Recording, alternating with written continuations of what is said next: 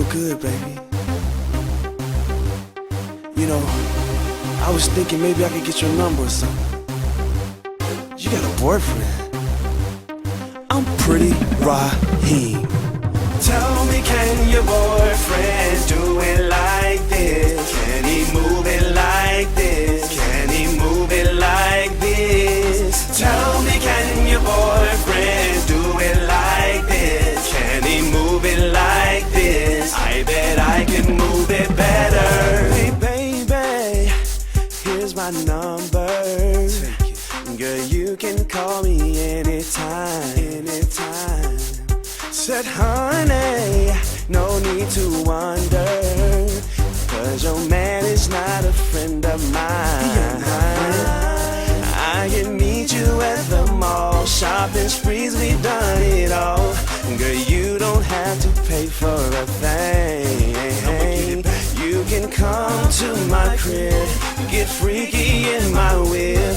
Girl, that's the way it's gotta be. Yeah. Tell me, can your boyfriend do it like this? Can he move it like this? Can he move it like this? Tell me, can your boyfriend do it like this? Can he move it like this? I bet I can move it better. Miss Lady, hope you're ready. Ready, baby. 'Cause girl, I'm about to beat that thing down. How you like that? Hey baby, bring your body.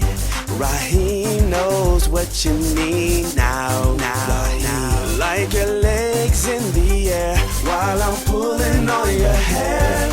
Girl, we gotta get this thing poppin'. I know you like that.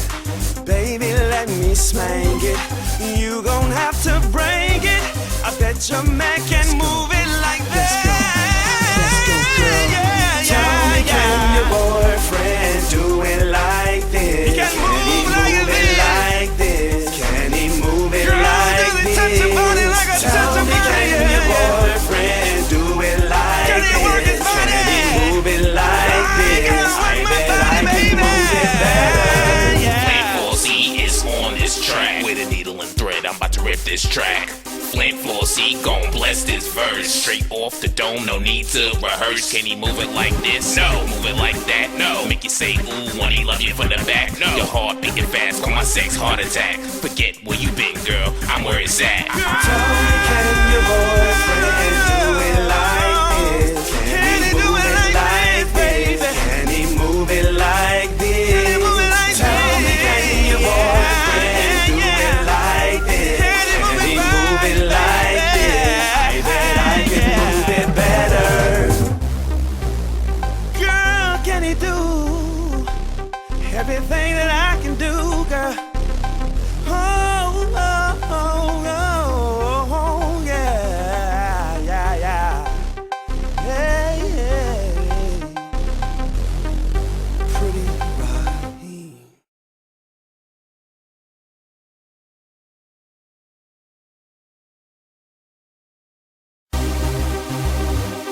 Yo, hey, girl. All right, let me start recording. All right, we're recording and we're live right here on. Let me see. Can you guys hear me straight? 1 2 1 2 1 2. Testing 1 2 1 2 1 2 1 2 2. Testing. Guess I gotta have my mic close. All right, you guys can hear me pretty good. Let me get my mic close to me. All right. We're live right here in Los Angeles at the Tariq Elite Show. Glad to have everybody tuning in. Let me wipe myself down. How's everybody doing? Can y'all see me pretty good? Folks are piling up in the chat room. We're on time tonight. We're on time, 7 o'clock on the dot tonight. We are on time. And I just want to make sure everybody can see me correctly. All right, just making sure everything looks good, making sure everything sounds good. So what's going on with your fam? Let me see who's up in this chat room so we can chop up that good game. Hold on, let me take some of these windows down. And we'll get some calls in a minute. All right, so what's happening with the family? My mic, I've always had this mic. I just use it every now and then. Hopefully, you guys can hear me better. Man. Oh, yeah, that Frank Taffy dude. We're going to talk about him. We'll talk about Frank Taffy a little bit tonight, too. Also, I want to talk about that ESPN show. I didn't get to see it, but I heard about, and we're going to talk about that tonight. ESPN did a show about the N word. Did y'all see that special? It came on a couple of hours ago, and people were texting me, hit me up on Twitter, and you guys should follow me on Twitter, by the way. If you don't follow me on Twitter, that's at Tariq Nasheed. And there were some people hitting me up on Twitter telling me about it. They said it was a pretty good show. Now, I haven't seen it, but it's just interesting about what they have to say. Now, I just looked at like a trailer for that show. And how many of you guys saw it? How many of you people saw the ESPN special? Where we at?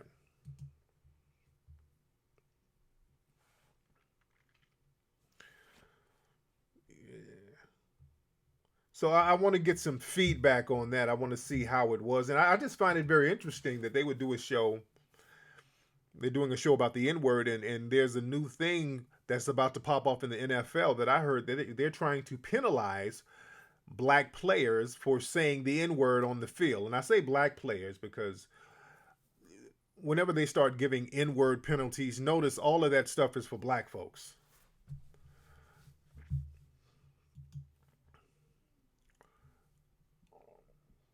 What's up, Mr. Nice Nasty? What you talking about, Mr. Nice Nasty? Talking about a mistrial. What are you talking about?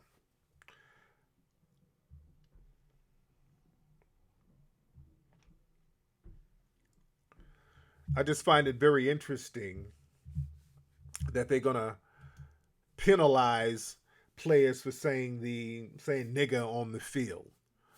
And you know, look, the sports, especially the NFL and even the NBA, a lot of these sports, really, man, these are white sports. Only thing black are the players. The fans are usually white. The coaches are usually white.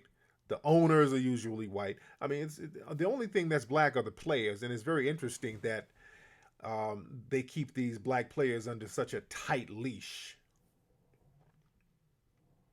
What's up, K. Joe? You say Stephen A. be a coon sometimes. Well, yeah, he has to do what he has to do.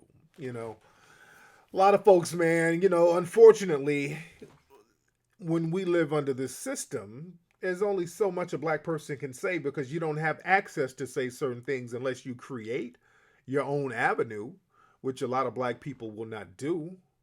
But remember, there's a lot of people we can point the finger at and say are coons, and there's some real hardcore coons out there. But a lot of black folks, man, you have to utilize whatever plantation privilege you have. Unless you work a way off the plantation, they're going to give them a 5-yard penalty for saying the N-word.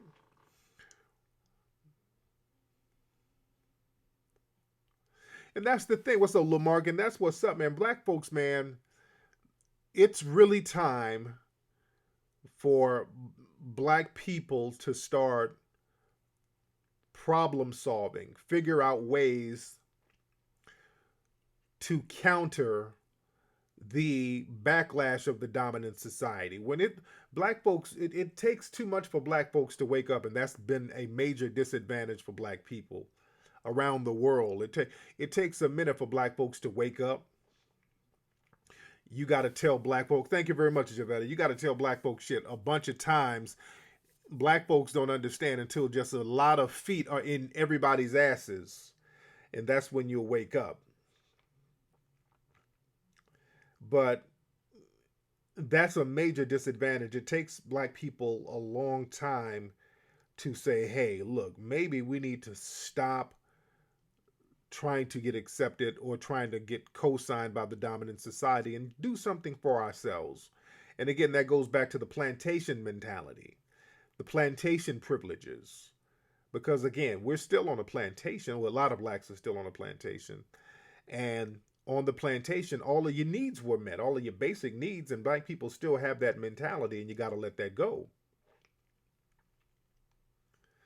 What's up, Brian? That's the thing, man. There's a comfortable ignorance within the black community. And that's by design. There's a planned ignorance. There's a planned ignorance. It's planned. And we got to understand that, because you always hear people say, well, black people have to take responsibility. Of course, I agree with that. But you can't negate the fact that outside influences are creating these circumstances that black people have to take responsibility for. And that's the thing I won't give a pass to. You cannot ignore that. This is why black people keep running in circles. This is why black people keep running in circles. We don't understand systematic white supremacy whatsoever. And the game has been flipped on black folks, where you're now blaming yourself for systematic white supremacy. Well, so why do men? I'm not going to get too deep, because I know sometimes when I get too deep, that scares some niggas. So I'm not going to go too deep. We're going to talk about some game too. Say, why do married women go to clubs? Same reason married dudes go out every now and then. You want to see if you still got it. You want to change a pace.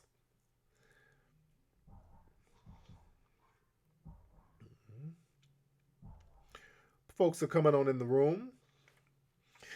But it takes a minute for black folks to really get it.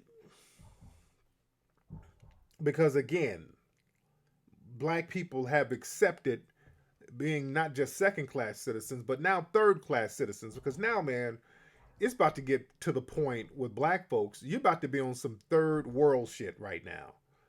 And Brother Claude Anderson, the great sociologist and economist, he's been talking about this for years. Black folks, if you don't pull it together and start getting group economics and getting an economic foundation and stop fucking around, you're just going to become a system of permanent beggars. And drive around any hood right now. I was just down in South Central. This shit is like scary. It's like The Walking Dead right now.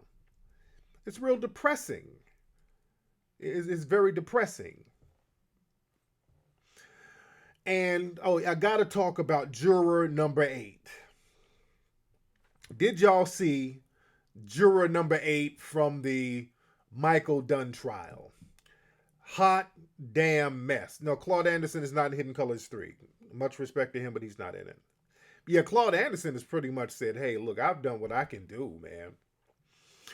But let's talk about juror number 8 for a minute in the Michael Dunn trial. And they are parading this woman out, hot mess, talking about black juror says race was not a factor. Let me show y'all the game. And I talk about this a lot.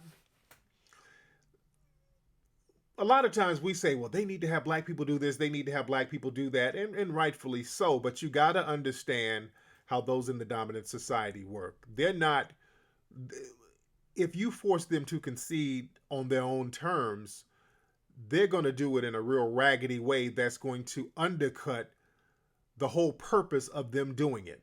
For example, if we say we need a black person on the Supreme Court, they're like, you're right. Come here, Clarence Thomas. So they get a Clarence Thomas who's worse than anybody on there when it comes to black issues. When we say, hey, we need more black women who are models for magazines. We got all these magazines and there are no models. They're like, you're right. Come here, Gabby Sidibe. We're going to put you on the cover since we need some black folks. So there's always a backhanded diss. You understand what I'm saying? So with this juror, they kept running this Jedi mind trick, talking about how diverse the jury was in the Michael Dunn trial. That jury was not diverse whatsoever. It was 2 so-called black folks on it. The rest were people who had basically a white supremacist mindset, as far as I'm concerned. They were like, there's 4 white men, there's 4 white women, there's 2 Asian, 1 white Hispanic, and 2 black. Look how diverse it is. That ain't diverse. You got basically 10 white people and 2 black folks, and one of the black people is a damn coon. So you had 11 people who thought like a damn white supremacist. You understand? So they know who to get on these trials. They know who to get. They know in Florida, They know that the planned ignorance has affected a lot of the people in the disenfranchised communities down there. That's why you notice down in Florida, they get these women like the Rachel Gentiles and jury number 8, and they're always looking like they're half retarded. They can't talk. They look crazy as hell. It's just like the system of white supremacy has just worn them out. And that's by design. And again, I never give the system a pass. We can talk about responsibility all day long, but understand there were certain circumstances that created the Rachel Gentiles and the jury member number 8. That was a creation, man. And even just a lot of places in the South, man, people have regressed down there. In a lot of the places in the South. Not all, but a lot of places, man, people have regressed. You go down there and it's like talking to a damn slave from the 1800s. If you talk to him, because truth be told, it's conditioning. It's real talk, man. We got to just really get into that. And we've regressed. Black people have not made any progress. Black people have not made any progress in comparison to the dominant society. So we have to look at that, and we got to just be very honest. It's time for black folks to really stop playing around and just get real serious about handling business and just getting a code of conduct. But that juror, of course, she's going to talk crazy and retarded. I mean, she's slow. I mean, it sounds cruel to say, but that's the thing. We got to know who to bring to the table and who to represent us. And they look like Lil Boosie's grandma. That's funny. But even, I remember when Rachel Gentile, they were parading her around the news circuits, clowning her low-key. And she was talking in one setting. There was some kind of meeting. There were audience members, and she was talking, and she was saying some real stupid shit, and there were black people in the audience applauding her. And that's the problem right there. Sometimes we got to know who to bring to the table, who to co-sign. We can't be co-signing the fuckery. We can't co-sign fuckery when it comes to handling things we need to handle within the community.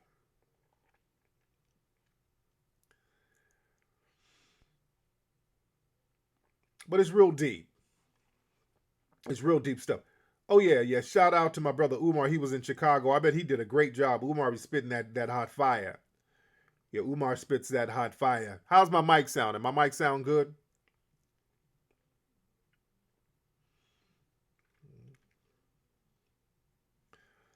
Oh, yeah. When they had Rachel Gentile on TV, I was like, oh, fuck. I shake my head. Because they love that. See, let me tell you something, man. The dominant society, they love an ignorant nigga. They love an ignorant nigga.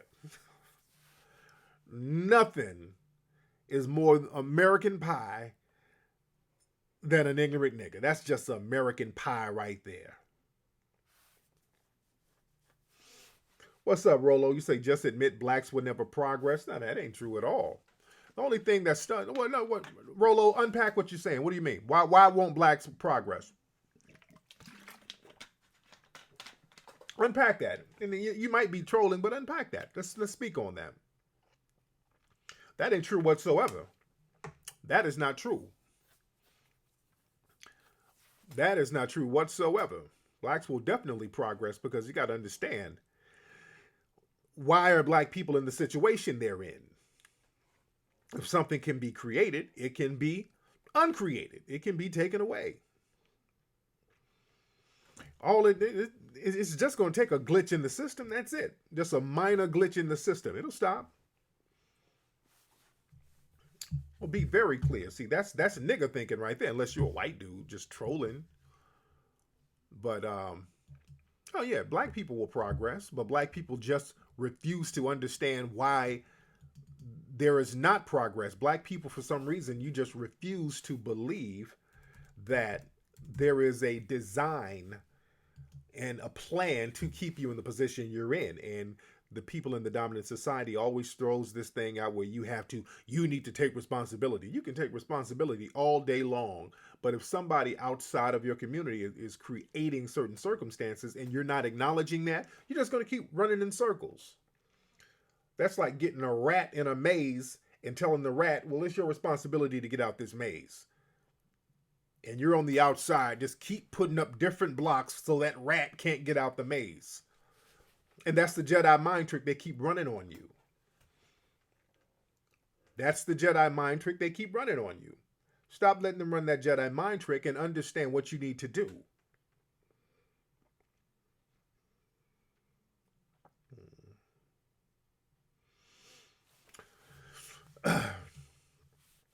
Rolo sounds like Shane. That sounds like Shane Vicious. That sounds like Mulatto Coon talk right there. That sounds like Shane Vicious talking right there. Yeah, that's what I was saying, KDC. He sounds like that sounds like Shane Vicious. Shane is the resident coon, and that sounds like some coon shit Shane Vicious would say. Yeah, that whole thing where people hold on, hold on one second. Let me holler at this. Somebody hit me up on Skype, one of my designers. Hold on. Y'all excuse me, I'm handling some business real quickly.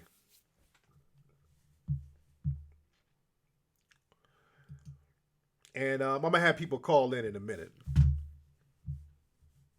Call them Shane by Curious. Hilarious. How are the ladies doing? Where are the ladies?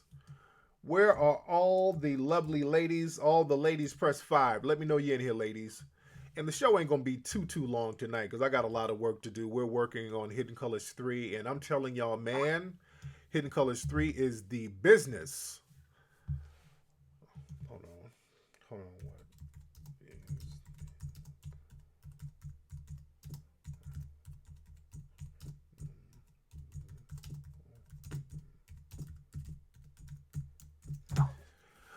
Somebody got to send me a tracking number for something. Okay, we got S. Franklin, we got Divine Diva, Morena, K. Joe, Miss Angel, Sister Cat. Just a lot of ladies in here tonight. What's up, Brian? You say you want to marry a K. Michelle type chick? Okay, good for you, brother. Okay. I'm going to watch The Walking Dead in a minute. What's up, Famous Charm? How are you? Amp Life is good. Shout out to Amp Life. What's your website, Las Vegas? My man, they sent me a nice shirt from Amp Life Clothing. What's your website, bruh? Or young lady? I think it's a young lady who owns that. A lot of lovely sisters in here tonight. You notice that a lot of women from Africa only date white men or African men. They never date black men from the South. I told y'all about that. I told y'all about that years ago. I even did skits on that. You got to understand, man, in the African culture, it's all about the come up. You know, they're like, look, we broke. And why would you go to another country of opportunity and date somebody else who they're broke? And truth be told, if a brother out here has some money, he ain't checking for the African female. Let's be very real. You know, niggas get money and coon out a lot of times. Sometimes, and you can date whoever you want to date, but a lot of times niggas want to go date the blondest motherfucker they want to get just to have a blonde. It ain't nothing wrong with dating whatever race you want to date, but then niggas start getting fetishes. So you just got to be very real. You know, when was the last time you seen an African girl? Hello, mother, father, I am dating LeBron James. You know, no, that's not going to happen. White dudes, you get a white dude.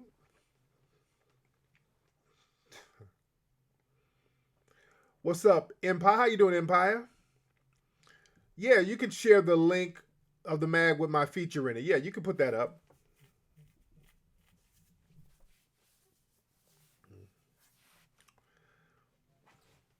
I don't really listen to them, Sound. Well, God's self, I got pay-per-view specials about that. Go to maclessons.com and check out my pay-per-view specials. Yeah, I did. I got the dog tag. I got the whole shebang. When is that show? They're doing a documentary. It's going to be on like the Discovery Channel, talking about sundown towns. A lot of people hit me up about that, and I think it's going to air tonight or tomorrow. And I want to see what they're talking about as far as that. It's very interesting because y'all, if you've been listening to my show for a long time, I've been talking about those sundown towns since 2006. I did a whole show about sundown towns all the way back in 2006. All right, like 8 years ago, 2006, I did a whole show about sundown towns. And for years, I've been trying to get people to understand the whole sundown town thing. When I was talking about the whole Trayvon Martin situation, I was talking about the sundown town mentality. That's something that I've been really, really, really, really, really trying to wake black folks up to, because that sundown town mentality is not going anywhere. I think it's the ID channel, that's Investigative Discovery. And I think it's going to air tonight or tomorrow. But they're talking about the sundown towns. And that's real heavy. That's a real heavy subject because those towns are still around. And again, I think that's one of the reasons why Trayvon got killed and Zimmerman was acquitted, because that area had they still have that sundown town mentality. And for those who don't know, sundown town, that's a place, basically an all-white neighborhood where black people are not supposed to be at night. And this was a very common thing to kill black people, harm black people, and threaten black people for being in certain areas after 6 o'clock at night. There's a whole book on it called Sundown Towns. And it's real heavy. It's something that people don't like talking about. And most of the sundown towns are in the north. People would think it's in the south. Nope. Those joints are up in the north. California has many sundown towns. Glendale was a well-known sundown town. And if you're from LA, you know if you go to Glendale at night, still, and you black, the cops might pull you over. That mentality is not going nowhere. Thousand Oaks, California was a damn sundown town. I'm telling you firsthand, I know this. There's a lot of sundown towns out here. And most of these states are in the north. I mean, some of these places would literally have signs.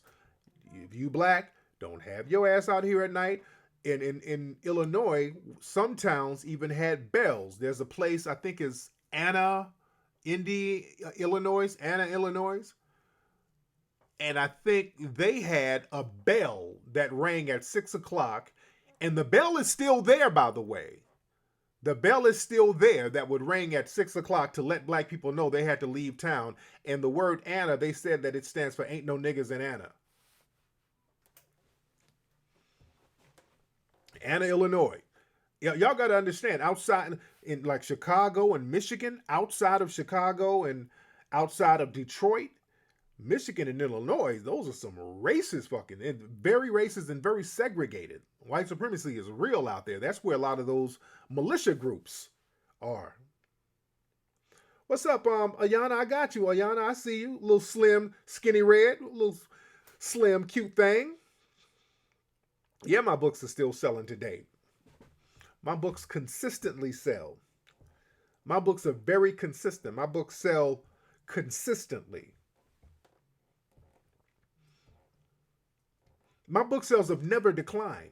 My books, when the book first come out, it sells a lot of copies, and then what happens, it mellows off and it starts to sell consistently. A lot of stuff, like a lot of music catalogs do like that.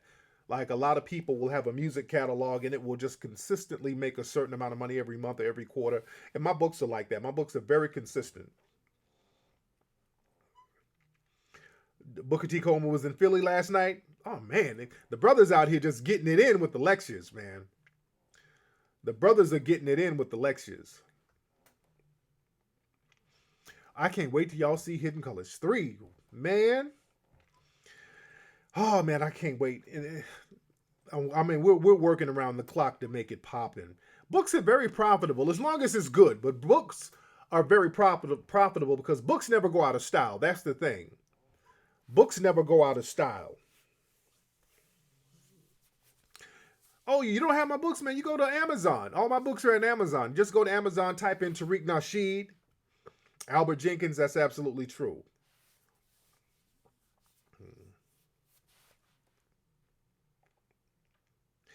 When's my next lecture? I know I got to hit somebody up tomorrow. They wanted me to go back down to Texas to do something, I think next week, but it's kind of last minute. I may or may not do it because I've been turning down a lot of lectures, especially now, like Black History Month. People wanted me to do a whole bunch of lectures all over the place, but I have to focus on the Hidden Colors film. If I'm out there doing lectures, I'm not going to be focused. And when I'm doing the Hidden Colors editing and all that, I got to be focused because we got to get a lot of images and pictures and B-roll footage, and we got to get clearance for a lot of stuff. So, I've turned down a lot of stuff, but I was going to do something in Texas, but they kind of hit me up at the last minute. So I don't know yet. I'm not sure when the next lecture will be. I saw that dumbass dude in Philly trying to rob people with the fake gun. I mean, that's just nigga just asking to be thrown under the bus. You were there in Philly? Yeah, Dr. Kaba, man, I love that brother. He spit so much hot fire. Speaking of Philly, there's a dude in Philly, a comedian. He does this web series with a puppet. It's like Peanut 215 Live, Peanut Live 215. It's a puppet. It's the funniest fucking thing ever. Y'all go check that out on YouTube. That shit is hilarious. It's like a puppet, and the puppet be robbing drug dealers and shit. It be fucking strippers. It's hilarious. It's called Peanut Live 215. And it's very, very funny. I saw it. Somebody sent me a link. Oh, it's so fucking funny.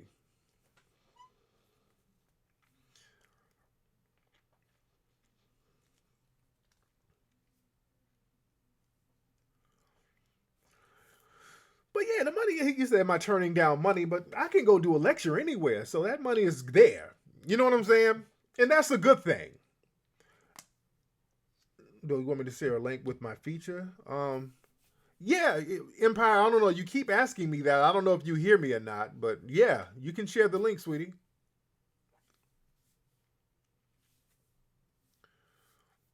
Yeah, his voice is hilarious. That nigga is funny. That nigga is hilarious who does that. He got a mixtape.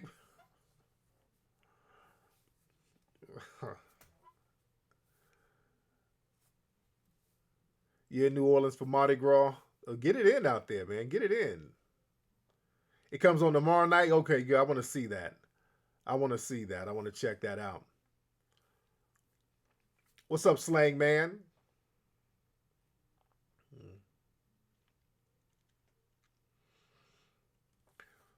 Yes, indeed. So we're going to have some folks call up. The number is 818 850 5404.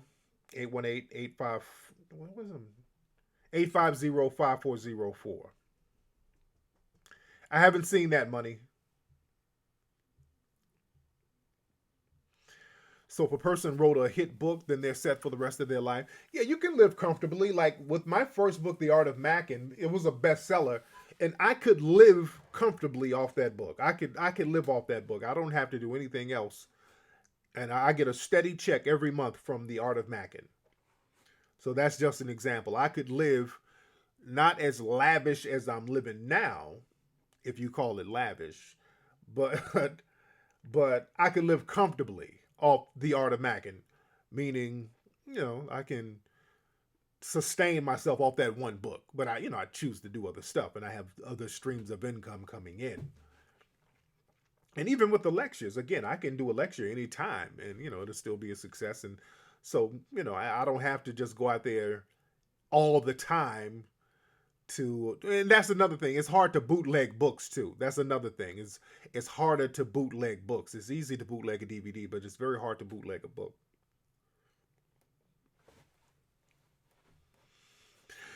Yeah, that whole fake knockout game thing, again, that's just Yeah, I'm not. What's up, Harlem? I ain't about to tell these niggas about my paper. I'm just telling them how to just get steady streams of income.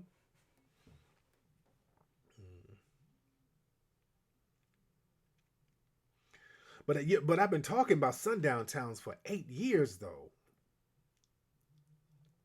What the hell is this? Oh, well, so this is one of my other. A lot of my designers hit me up. Hold on. These are my people over in China. I guess what time is it? It must be. I think it's like morning time over in China. A lot of people in China are hitting me up right now. A lot of my people. What's up, Ice JJ Fish? Ice JJ Fish is funny. To make time for a lecture here in LA. Yeah. Yeah. I got to get back out. But again, the lecture thing is easy. That's easy. I ain't tripping on that. That's, you know, if I want to make a quick little stack, a quick little bundle, I can go do a lecture anytime. So it's not that big of a deal. Usually I like to go out and do lectures when I'm promoting something. When I ask me about the shirt packing, okay. My people, they're sending me my new shirts that I got designed. Okay. Oh, I got some real fly button downs. Man, I got some. Yeah. I got some of my stuff is made in China. I got some real fly button downs coming. I got some badass button downs. Y'all, it's gonna be real Macish. Hold on one sec. Hold on, guys. They hit me up on Skype. The transfer. Hold on. They see that I'm on Skype and they hit me up.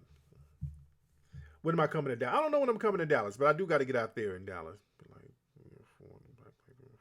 What is she asking me?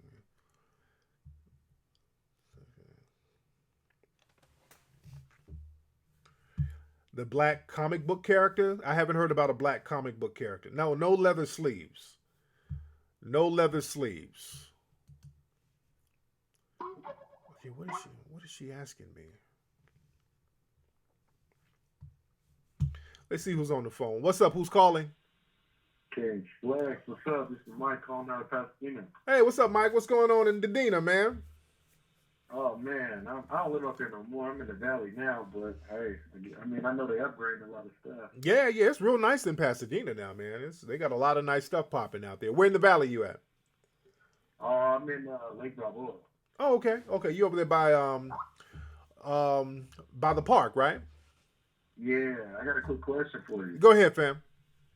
All right, so I know you got your clothing line popping. I was looking into getting into that because I got a couple of ideas. But my thing is, I want to do quality type clothing. I don't want to just have some cheap shit. So, right. What is the couple steps program? Couple steps that you can recommend to get some quality clothing and quality material for my ideas. Well, you got to do a lot of research because again, it depends on your budget, how much money you're willing to spend. Because like some of my glasses I had designed in Italy and made there because I like the quality there. Some of the clothes were designed in China. My cologne, for example, that I had, that was designed in France. So you got to just be international and just really figure out how much you're willing to spend for the quality and how thorough you want it to be. Now, what type of clothes are you thinking about coming out with? Some t-shirts, some sweaters, some beanies, and just some like snapback hats and stuff. No jeans or anything like that. But like that, I was just. Did you have to travel there to meet the the kind of? No, some places I did. Yeah. Or how did you get that? How did you get those connects? Yeah, some people, I met when I was over there. I would go, because I traveled to all these spots and I would just chop up game with everybody. And some places, I found online and through other folks. You know what I'm saying? So, but yeah. So, what's the name of your clothing line? Well, I don't know if I want to put it out there yet. Okay. It's kind of in the works. Okay, because I got your first commercial for the snapback hats. So, is this the commercial for the snapback hats?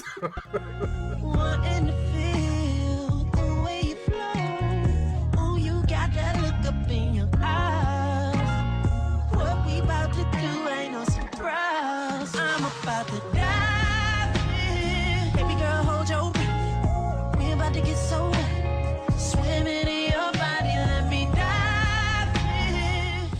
go. That's the homie right there. That's the player right there. But yeah, as a matter of fact, I'm going to be going to China pretty soon. I got to get out there and chop it up. So I'll be going out to China pretty soon. I just again been taking care of so much of this stuff. I'm gonna read the pre-production sample. Didn't see anything about checking.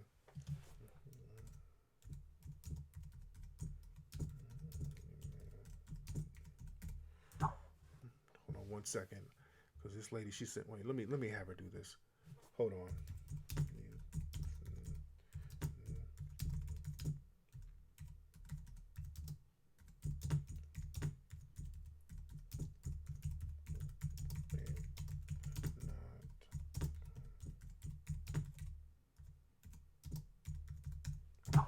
All right, sorry about that, guys. I hate to be handling business while I'm chopping up game. What's up? Who's calling? Hello. Yep. Yo, this is Al calling. What's good? Hey, what's going on, Al? Where you calling from, bruh? Well, I was the one that just posted about being in New Orleans for the Mardi Gras. Okay, what's going on out there, man? Y'all, who you out there with? Well, my boy coming out here next week. I just moved down here for law school a couple months ago, so getting acclimated to everything. And I just had a question, like, like, what's the difference between grenade macking and being thirsty? And then, like, how you grenade mac successfully without coming off Thirsty. All right, see, yeah. Grenade macking is really about courtesy. So you ain't really trying to close the deal. You're just being courteous just to feel the females out. Thirsty is when you're just trying to holler and you're saying the same exact thing to every female and you're looking desperate. And so you can feel the thirst. The thirst is all about your energy. So when you grenade macking, you're basically just cordially talking to a lot of females, vibing with them, just being friendly, just getting a sense of where their head is. And you do that with a lot of women just to vibe with them. And then after you've done a lot of grenade macking, you can then close the deal.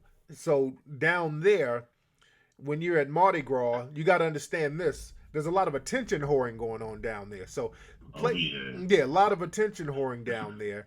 So your grenade macking, it's going to be mixed in with a lot of the thirsty niggas out there. That's why places like that are not really good macking spots. But again, it's a numbers game. So don't even worry about being thirsty, because since it's a numbers game, you just got to keep on pulling the slot until you get a damn jackpot, until you find a woman who's down to do the do. So it really don't even have to do with your game, how tight your mouthpiece is, because everything is fast, everything is quick, everything is in the moment. So it's all about what the female wants to do. Is it a female who's down there attention whoring, or is there a female who down there who's really trying to find somebody to get it in with? So you just got to keep campaigning until you find that female who's down to get it popping. You feel me? All right. I appreciate your words of wisdom, brother. Much respect, fam. Yes, indeed. Yes, indeed. God damn, my people in China keep hitting me up, man, and I can't really talk right now. I told them to email me. They still goddamn texting me. Man.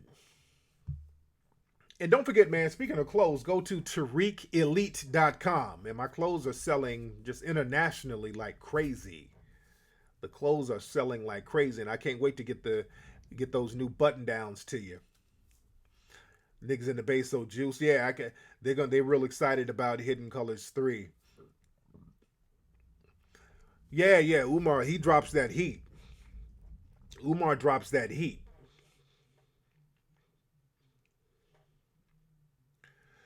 But like I said, man, a lot of black folks, man, just really it's time for black folks to really, really wake up and stop messing around. What's up, Lady Moore? We're good over here. They win them pilgrim boots. Hilarious. Frank Taffy, that's funny. They finally found some audio of Frank Taffy. Now, Frank Taffy was this dude. He's on CNN all the time. He's on HLN News all the time. They have him as the resident suspected white supremacist. Now, this guy, he's supposed to be a friend of Zimmerman. Now, Frank Taffy, they put him on television, and they pretend to be outraged by what he says. And understand the game. And I've tweeted about this a few weeks ago.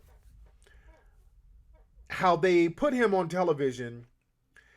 He says a bunch of crazy shit, and then they act surprised. Oh, Frank, don't you say that, Frank. And they know what he's going to say. They put him on there to say all this crazy stuff about black folks.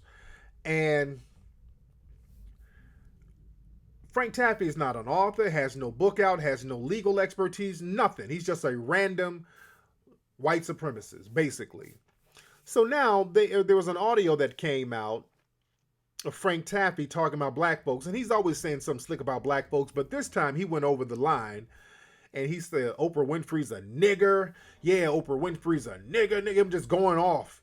So now white folks were like, oh, so now white people are throwing him under the bus, and that's very interesting because black people have been calling Frank Taffy out for a long time, and again, like I said, when you just let them keep on talking and don't even trip, they're going to keep on pushing buttons until white people get offended by their ass. It's like, okay, I can't really have you around. And when white folks throw them under the bus, they're thrown under the bus. And that's how white supremacy works now. In order for another white person to get thrown under the bus for being a racist, there has to be white people to do it now. You dig what I'm saying?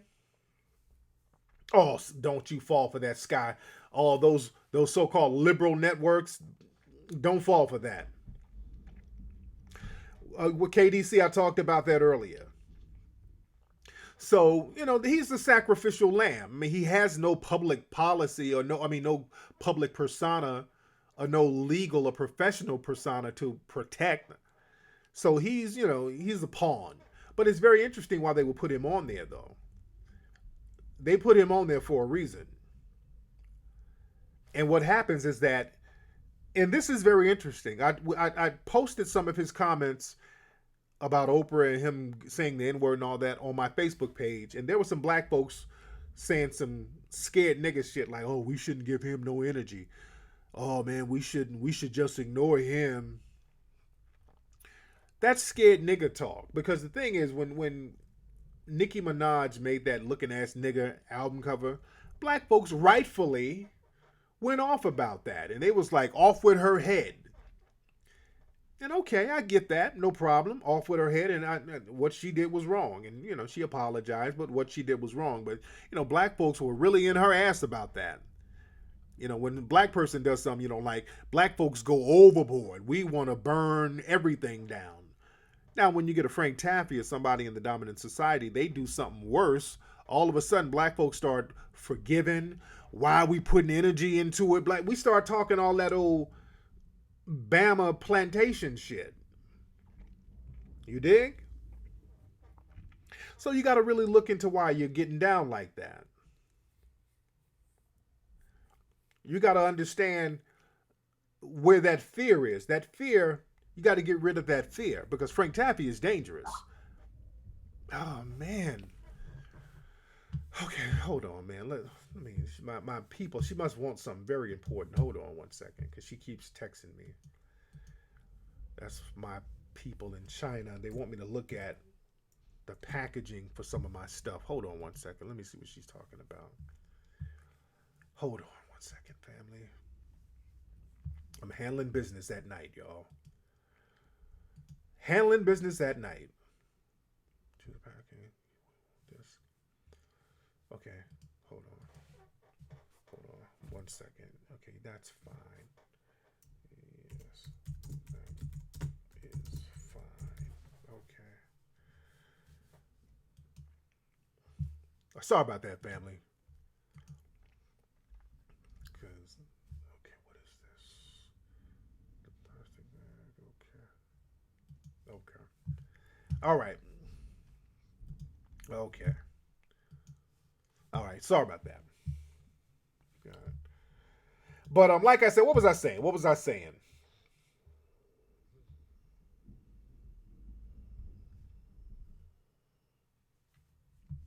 But yeah, like I said, the whole Frank Taffy thing. But the thing is, Frank Taffy, that's very dangerous because we can't dismiss that. Yeah, that's that whole fake nigga outrage. But you can't dismiss a Frank Taffy.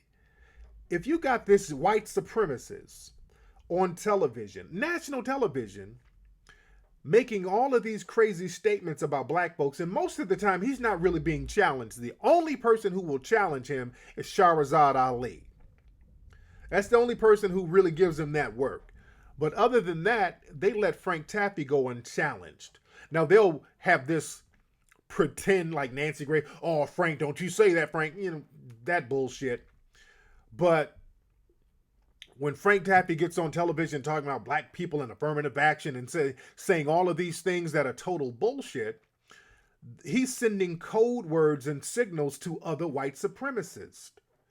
So now when black folks get on these trials and we got to depend on a jury for justice, and they've been sitting up listening to the Frank Taffys of the world, now we can get killed legally out here, just like Michael Dunn and Trayvon Martin. So that's dangerous. He gets on television and most of the stuff he says goes unchecked, and these networks pretend to not like what he's saying, but they know exactly what he's going to say. They know exactly what he's going to say. And that stuff gets out there, and he's sending little code words. They did the same thing in Nazi Germany, dude. When they start putting out this propaganda about a marginalized group of people, and that propaganda goes unchecked, it builds up and you recruit people. Basically, you're recruiting people. There's some body or a few million people at home listening to that like, yeah, he makes sense. Affirmative action, yeah. Black people getting all this affirmative action, which we don't, which is a big ass, that's a huge lie. That affirmative action is a huge lie. Black folks don't get shit from affirmative action, but they keep perpetuating that lie. So now when a person in middle America who don't know any black people hear that yeah, affirmative action, yeah, black people get all this and they out here, yeah, they deserve to get shot. So we got to understand propaganda, man. We got to understand propaganda, and black folks don't understand it. Black folks start repeating that stupid shit. You got black folks walking around, man, black folk, we got to do better.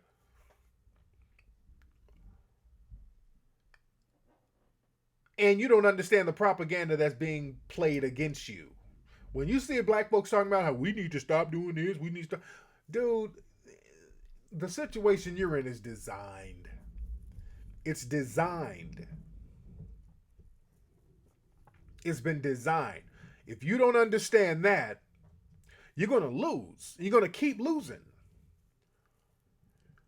Just like with this whole show, let me tell y'all something. This whole show with the N-word, and I haven't seen it yet. I haven't seen this ESPN N-word special that they have. I haven't seen it yet.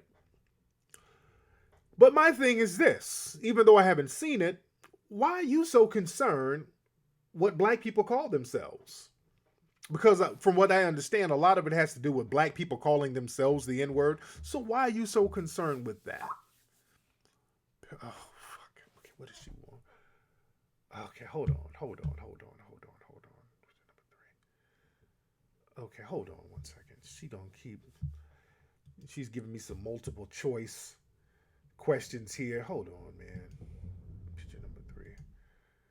Okay, hold on, family. She wants one. Picture number 3.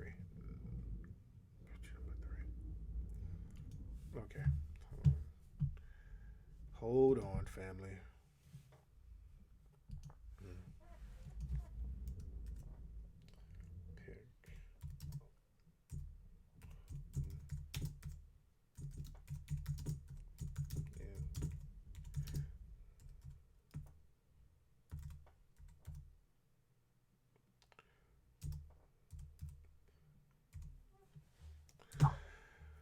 Okay, sorry about that, guys. I hate when people trying to handle business while I'm working, spitting this hot fire. Which one do you want?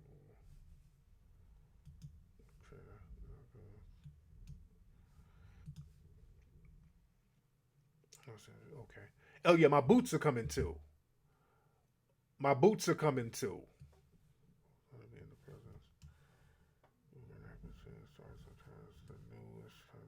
Okay. Everybody's, there's a lot of stuff going on. My editors hit me up about some of the footage. There's just a lot of stuff going on. But like I said, let me chop up game. I'll get on that when I'm done with the show. A lot of people are hitting me up on some business shit right now. But like I was saying, that ESPN thing, all of a sudden they're concerned about what black people call themselves and the whole N-word thing. And I got to see the show to really get down on it. But what's interesting about the whole this N-word special, it ain't just the N-word, it's just white supremacy. Because black folks, the word is one thing, but what makes the N-word fucked up is the action that comes behind it. That's the thing, the action that follows the word nigga. Oh yeah, my boots are a beast. Wait till the boots come out. Oh, I got some boots for you. Oh, I got the boots on y'all ass. Oh, I got the boots coming. What's up, Queen Azalee? But like I said, man, it's the action. And that's something that people never talk about. Systematic white supremacy. That's the thing that they don't want to talk about. What's the proper way to move and shake around the house, niggas at your job? You gotta really avoid them. No, I don't have no knockoff Timbs, bro. I don't do the knockoff shoes. My shoes are designed from the ground up. And my shoes don't look anything like Timbs, by the way. But my shoes were designed from the ground up. I designed them from the ground up. But because that's all niggas know are Timberlands, you know. Any kind of boots, niggas compare them to Timberlands. And Timberland, they don't even like black folks wearing they shit.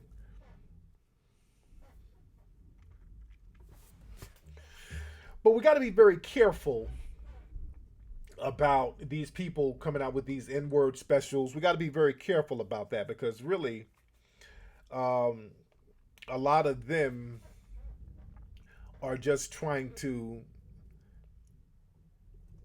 get on this whole bandwagon of, okay, well, if whites can't say it, nobody should be able to say it. Meaning, if whites get in trouble, blacks should get in trouble for it. I talked about that on shows before. That's what that's really about.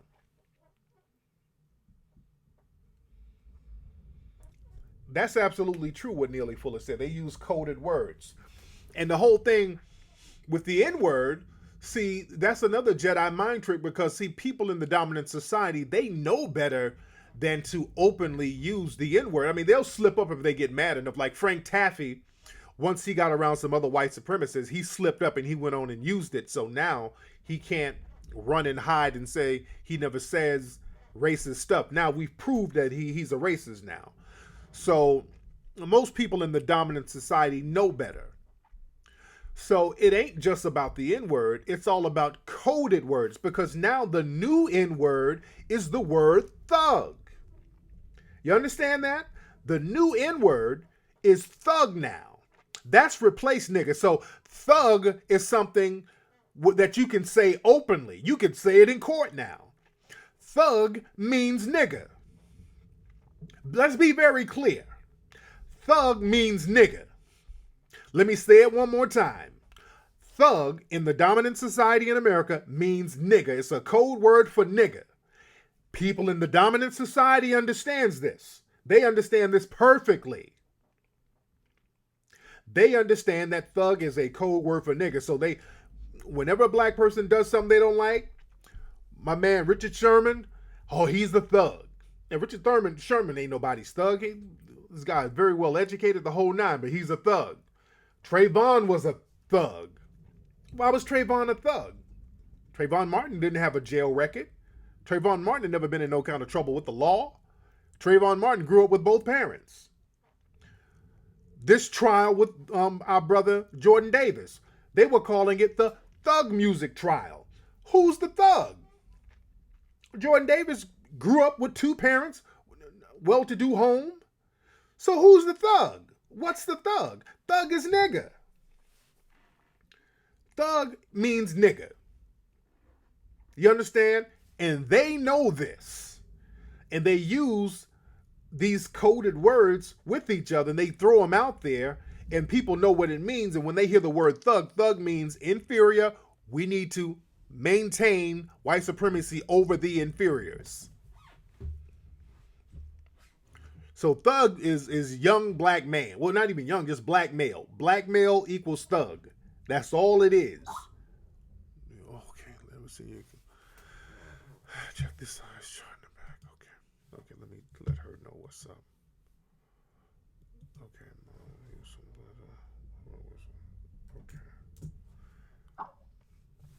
okay. Yeah, they said Marcus Smart was. Oh yeah, they called him a thug. So yeah, that's the whole thing. Is he more dangerous than Colin Flaherty? No, but Colin is a coward though. He's a coward, and they know better than to have him on too many mainstream shows.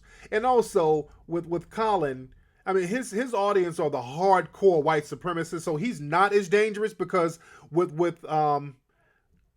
Colin is basically a confirmed white supremacist. You know, this guy, they treat him with kid gloves. And again, every time Colin, he's checked on his lies, he runs. He literally runs. He'll hang the phone up, or if he's doing an interview, he'll walk off the interview. So he's kind of an idiot, and they know that. And because there was a country side chart be a little different. Okay.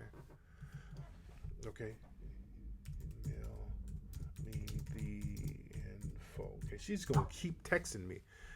Email me the info. Email me the info. I can't talk to you.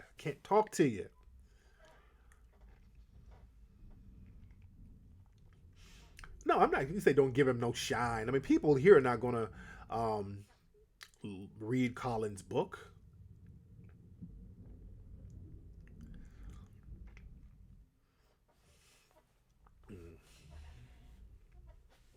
Because I ordered 2 tons of cat meat. Hilarious.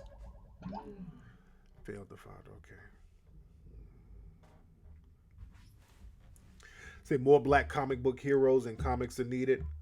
Well, you say that, but the thing is, there has to be an audience for it. See, that's another thing with black folks, Kevin. See, and that people know this. Black folks talk, especially black men. Let me put this on the brothers. And many people in marketing, they understand this. When it comes to marketing, this is why you notice most things are not marketed towards black males. Very few things are marketed towards black males. Very few things. Only things that are marketed towards black males are like shoes. Other than that, most things are not marketed towards black male. Black men will, the only thing black men will really buy religiously in the dominant society, a mainstream society, is shoes. Religiously, you buy shoes. But most things are not marketed towards black males because you can do market research with black males and they'll say they'll get some shit. They'll say they'll support certain things, but when it comes down to it, you won't. Black males are very cheap. Black males are very, very cheap. And then that's because, again, black males are the most disenfranchised group of people. You understand? Black males are the most disenfranchised group of people. So when it comes to doing certain things, black males want the hookup more than anybody. Black males want the fucking hookup more than anybody. You understand what I'm saying? Now, and I'm putting this on brothers because black females, if they like something, they'll come out the pocket, they'll pay for it. Black females will get their minds, and that's why I don't beat up on the sisters too much. I'm hell on hood rats, but look, I've talked to thousands of women in groups before. One thing I learned about sisters will get their minds right. If you have good leadership, sisters they're on it. Good leadership, if a dude knows what he's talking about, and there's a good prospect, something out there that's really popping, sisters get on it. You understand what I'm saying? It's the dudes, the brothers who have been disenfranchised and gotten over on for so long. So brothers always got to look for that shortcut. A lot of brothers, not all, but a lot of brothers look for that shortcut. You dig what I'm saying? Brothers got to look for that shortcut. You dig what I'm saying? The plantation mentality is very heavy on a lot of brothers. The plantation mentality is very heavy. And because black men are very powerless in this country, black men will talk a lot of shit, but a lot of action won't be done. Black men have gotten the habit of just kind of talking big shit. You dig what I'm saying? Black men have gotten into the habit, and I'm not talking about all, but that's something that brothers have to deal with. Brothers have gotten into the habit of talking a lot of big shit, but not really following through. And that's on every level. There's always a nigga talking. You say one thing, he has to one up you. You dig?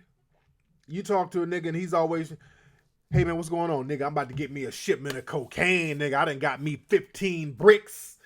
Yeah, nigga. You them type of niggas. Oh, fronting, flossing niggas. Brothers are flossy as hell. And that's from being on the plantation. Being on the plantation, being powerless, the only thing you can do is just talk big. And that's a very bad habit that cats got to get out of. That's a very bad habit brothers got to get out of. So brothers will have a lot of opinions. See, brother, what you need to do, man, there should be more movies with more positive influences, brother. That's what I would support. All of this bullshit with Tyler Perry and all of this old other shit. Man, give us some real black shit, some real history shit. I'll support that. And then you say, okay, here's Hidden Color, support that. Well, I want to get that bootleg. You dig what I'm saying?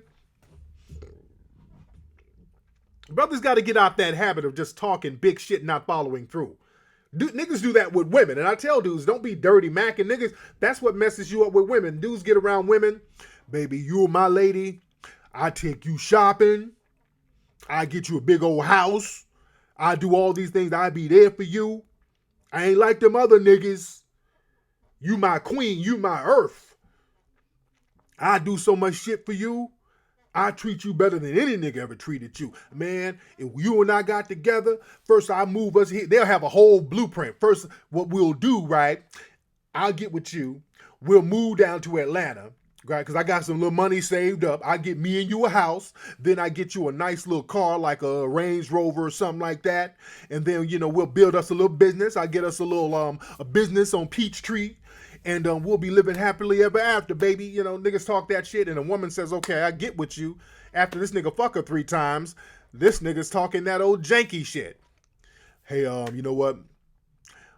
Mom, my baby mom is tripping, so I'm gonna have to go move in with her a little bit. Niggas start talking that old pole mouth shit. Old dream selling niggas. Yeah, niggas love selling motherfuckers a dream. I don't never do that. I ain't never condone no shit like that. I never condone dirty macking. Yeah, I never condone the dirty macking. And brothers got to get off that. Brothers got to get off that flossy bullshit talking big game and not being able to follow through. You dig what I'm saying? That's a very bad look and that's a very bad habit brothers have. Women meet dudes. So what do you do? That's why when if you ain't really got it popping, just be vague about what you do. You understand? Because the thing is, what pisses women off is that, okay, damn, nigga, I would have liked you if you just said, if you were just vague or whatever. I'm not a gold digger, but damn, nigga, you done made all these promises. Now you done got me excited, and now you full of shit. That's the thing that pisses women off. Women are down if you just come at her real. And you ain't got to really put all your negative business out there, even if you don't have it popping. Like, hey, a woman asks you, what do you do? Like, I'm doing some things. I'm making some moves. I'm making moves. I'm putting some things together. Look, I ain't back in the Mackin days. Sometimes I didn't have a lot of money coming up in LA at first. My pockets were dry, but I didn't go around flossing, acting like I had shit I didn't have. I kept my personal game tight. I kept the look tight. I dressed nice. I put on my campaign suit, but I didn't sell no dreams. That's one thing I didn't do. You understand? And people, they could respect that. That's why most of the women I've dealt with, I still have a cool relationship with them and everything ended on a cool note. they say, what do you do? Well, I'm putting some things together. I do a little bit of this, I do a little bit of that, but I want to get more into you. You understand? Niggas now, y'all meet women and y'all got a whole pitch of bullshit, just a bucket of bullshit. Yo, check this out, baby. I just got drafted to the NFL, and I'm about to be playing for the NFL in a couple of weeks, and I'm in training. I'm in the little training camp right now, and I just had to come to the club to just get the stress relief from being in the training camp of the NFL and everything. And yeah, I'm here with some of my other potential teammates, and I'm just, I met you, and I'm trying to get to know you. And even though I'm going to be in the NFL, I'm staying at my mom's house right now because my mom needs a little help. My mom is sick, and I moved in with her to help her get better. Niggas love that bull. That's a real common bullshit lie niggas like to tell.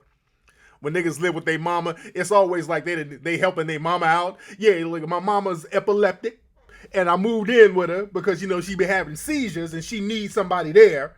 So I moved out of my mansion back to the projects just in case my mom had a seizure and she by herself because I loves my mom. And, that's just how I am. The Lord made me like that. But I'm going to be staying with my mom in the projects for about 2-3 years until I get this little NFL thing together. You dig? Niggas be having their bullshit ready.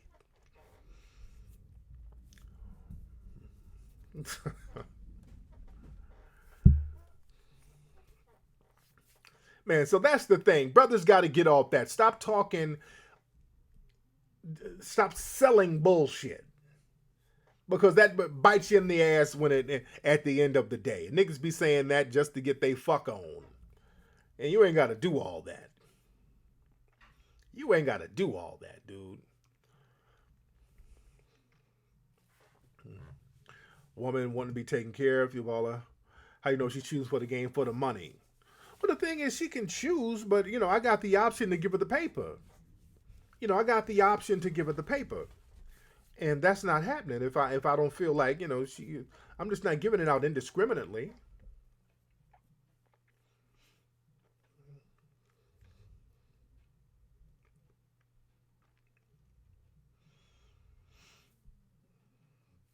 Well, a lot of my stuff is basically, I got links to all my other sites.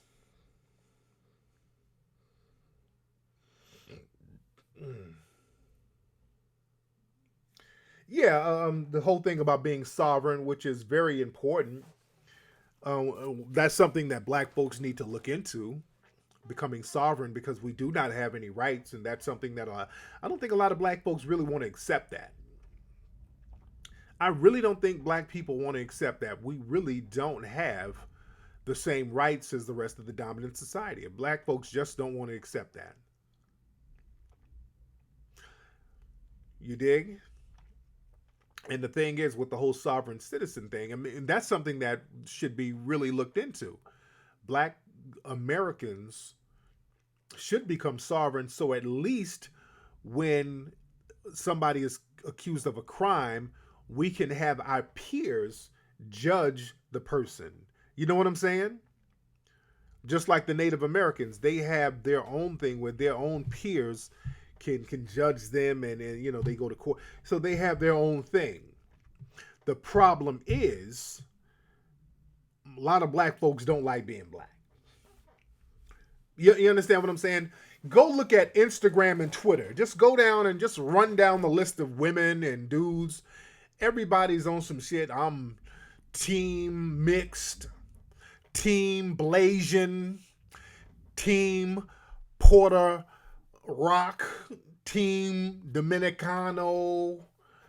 Niggas are trying to be everything under the sun, and you getting your ass kicked with the same boot of white supremacy. You understand? So that's the thing. A lot of black folks don't really want to be black. Yeah, I talked about that before. The Dred Scott case, man. People don't want to believe the Dred Scott case. Even before that, go look at some of the laws from the 1600s. Those public policies have just been in place, and they've never really been changed. there were laws and slave codes in the 1600s that said black people will never be a competitive society. We're going to go out of our way. Our goal is to make black people a permanent, non-competitive group of people. They will not have the same rights as whites. They're going to be a non-competitive labor class. You dig?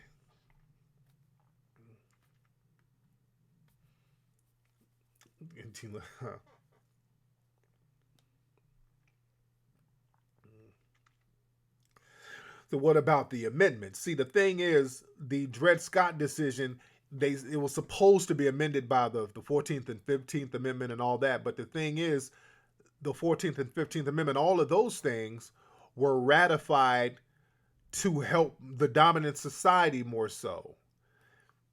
And the 14th, 15th Amendment, what happened is that corporations use those amendments. So those were co-opted by corporations. So now corporations could be listed as persons. It gets real deep. You have to understand, whenever there's a law given to black folks, there was always a backlash and people flipping that law and making it almost invalid for black folks immediately. Just like with the 40 acres and a mule thing. They were supposed to give black people 40 acres and a mule and $100. And they immediately went and took that back. Well, nope, we're not going to do that. Right after Abe Lincoln got shot, they were like, we're not going to do that. Right when slavery was over and black people, the minute black people start to become competitive economically, remember during Reconstruction, black people were getting it in. Right when black people started to get economically competitive, they're like, oops, immigrants, come on in, immigrants. Y'all Europeans, come on down. So that just really pushed black people back more. During the 1960s, during the Civil Rights era, after they signed all those civil rights bills, they're like, oh, you got us. Now we got to sign the Civil Rights Bill. Right in the late 60s, early 70s, come on down, immigrants. They started inviting everybody and their mama to the United States. That's when all the immigrants started coming in, the late 60s, early 70s. Come on, Latinos. Come on, Portuguese. Come on, Germans. Come on. Everybody and their mama came, pushing black people back again. So we got to understand how all of this stuff works, because we get symbolic victories. Even black folks, please stop letting people tell that affirmative action lie.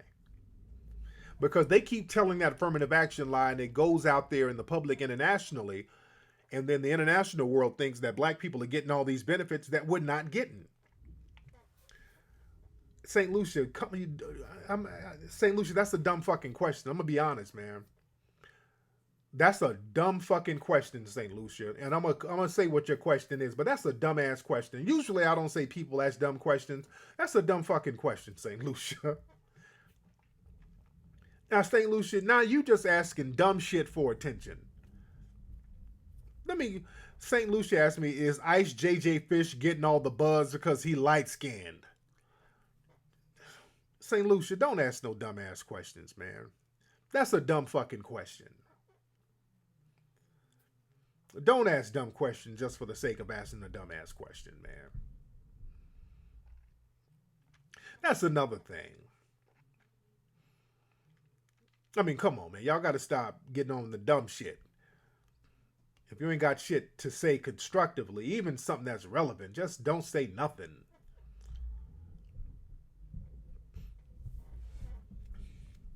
Ice JJ Fish is getting the props and all that because this dude is slow.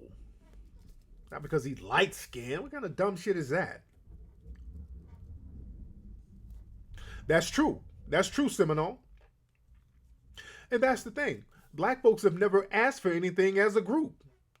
Black people have never asked for anything as a group.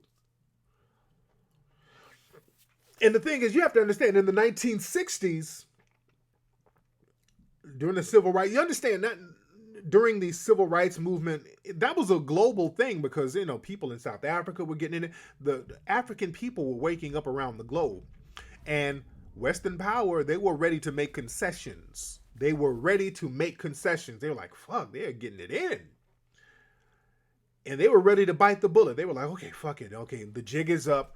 All right, people, what do you want? What do you want from us? And black folks dropped the ball. Black folks dropped the fucking ball. The dominant society, they were ready to give concessions to blacks, and they said, okay, what do you want? We want integration. We want to live in your area. We want to live next door to you. We want to live in the white neighborhoods and drink from the water fountains. They're like, oh, really? Okay, that's not a problem. There you go. Sure. You can drink from the water fountains. I'll take down the segregation sign. Yeah, you can live over here on this street. Now, we're about to move to these places called suburbs, but yeah, you can live there. You dig? Black folks dropped the ball. We want to go to your schools. We're white people. Oh, you want to go to our schools? Come on. That's not a problem. Come on in. Come to all of our schools. We have no problem. We're not racist no more. Come on down to the white schools. Come on. We'll bust you in. Come on. Not a problem. Oh, wow. But look at the test scores. We're going to have to put all the black kids in special education. Wow. Guess this integration thing didn't work out. Guess you just weren't smart enough. They run so much game on us. They ran that game. Y'all don't understand white supremacy, man. They threw black folks in special ed. You see that? They threw black folks. That's why we got these racial gentiles in jury number 8 right now. That's why we got these slow, dim-witted niggas out here right now. They got them in them schools, put them niggas in special ed, and we got a bunch of half of retards running around right now. That shit was planned.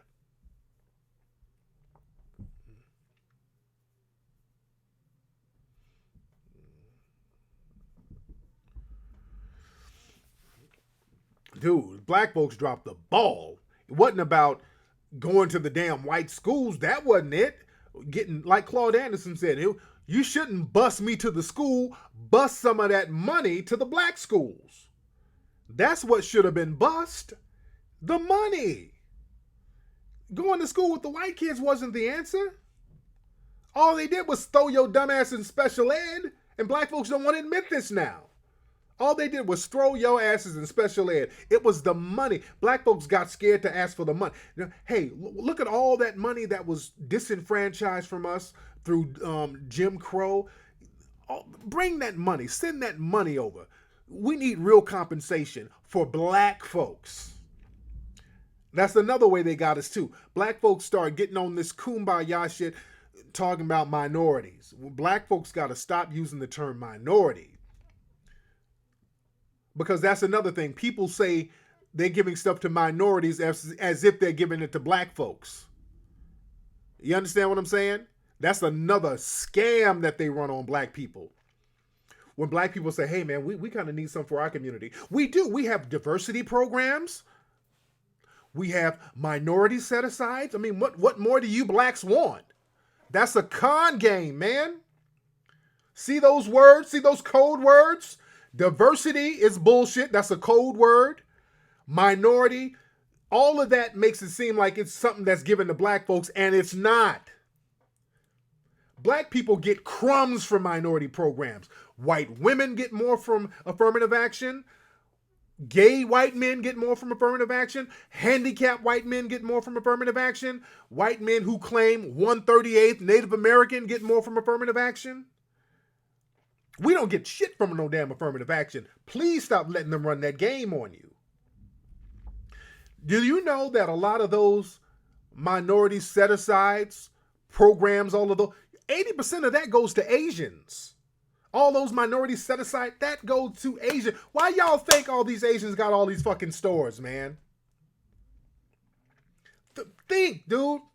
Just think about some of this shit. I've been to Asia. I go to Asia all the time. Man, a lot of them can't rub 2 nickels together. How the fuck you get over here and you got 7-Elevens and stores all over the place? Because there's set-asides for some of these people. I sent you an email, please check it and reply. Okay. Speaking of China, I done spoke China up right now. It's one of my distributors in China for my clothes. But yeah, those minority set-asides, Asians get most of them, dude. Black folks gotta stop letting them throw that minority word on you. And black folks gotta stop being scared. We talked about that in Hidden Colors, by the way. A lot of these people that you see, please get Hidden Colors too. We break that down in Hidden Colors too. A lot of these people that you see in these, owning these casinos, those are not real Indians, by the way. Those are not real Native Americans. Those are not those $5 Indians. They paid money to get on those Indian rolls. That's another thing. You got to check people. When people are trying to co-opt things that are meant for you, they will co-opt it and then act like they're doing you a favor. They'll take it out the back door. They'll co-opt it, get all of it out of the back door, and then act like they did you a favor. That's been a mind game that they've been running on black folks from day one. Like with affirmative action, they set that up so smooth. They're like, okay, we're going to give affirmative action has to be corrective action for black folks because we've disenfranchised them for so many years. So we're going to create affirmative action programs that will guarantee them certain jobs. But let's just say it's for minorities. Do you have a problem with that, black folks? No, sir. We ain't got a problem. That's where black people keep fucking up. Black folks, we got to look at where we mess up. We don't look at where we mess up. We don't look at where we mess up. That's number one. One thing we do to mess up, we try to be all inclusive when it's time for us to get something. We try to be all inclusive, and there's a time and place to be all inclusive. Get your shit right. Then once we get our shit right, we'll include you then. Because do you notice how none of these other groups ever speak up for black folks? You don't hear all these groups speaking up for no damn Trayvon. You don't see all these groups speaking up for Jordan Davis. You don't see all these other groups speaking up for Oscar Grant. If they are, who? Who are all these leaders from all these so-called other communities and other minority groups speaking up for black issues? None. But we always speak up for gay rights. We speak up for the Hispanics. We speak up for Palestinians. We speak up for everybody. We try to be all inclusive. And that's the problem. We got to get our shit right before we do all that. So we have to say, we as black folks, people classified as black, because then you got these niggas talking, we need to call ourselves more. That's another conversation for another time, because that shit ain't working for you, by the way. Because the argument makes sense, but the fact is, it ain't working for you. You dig? So we should just basically say, people who are classified as black, this is what we need for us. Because what happens is that all these other groups, they get their needs met, even by the president.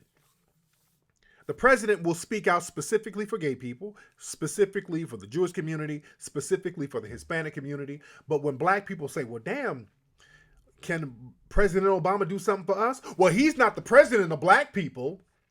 Barack is the president of everybody. He's the president of America. We hear that bullshit.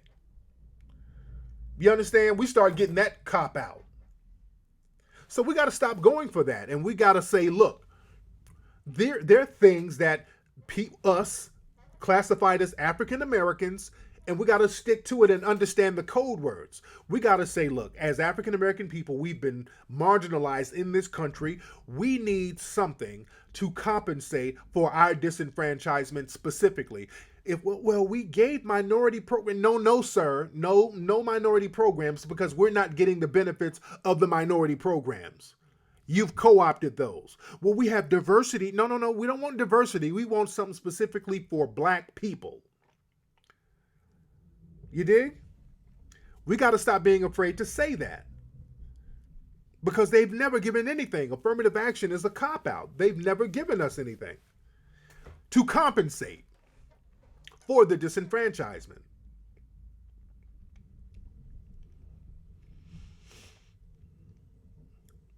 What's up? I mean, can I go in on the statistics like crime, education, IQ? We talked about that. We debunked that stupid shit in Hidden Colors 1.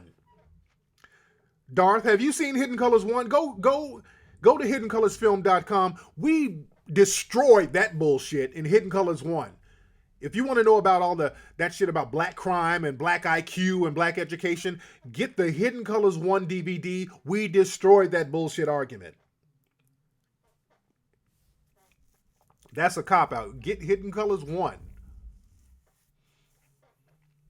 And the thing is, don't think, no. And a lot of people will say this.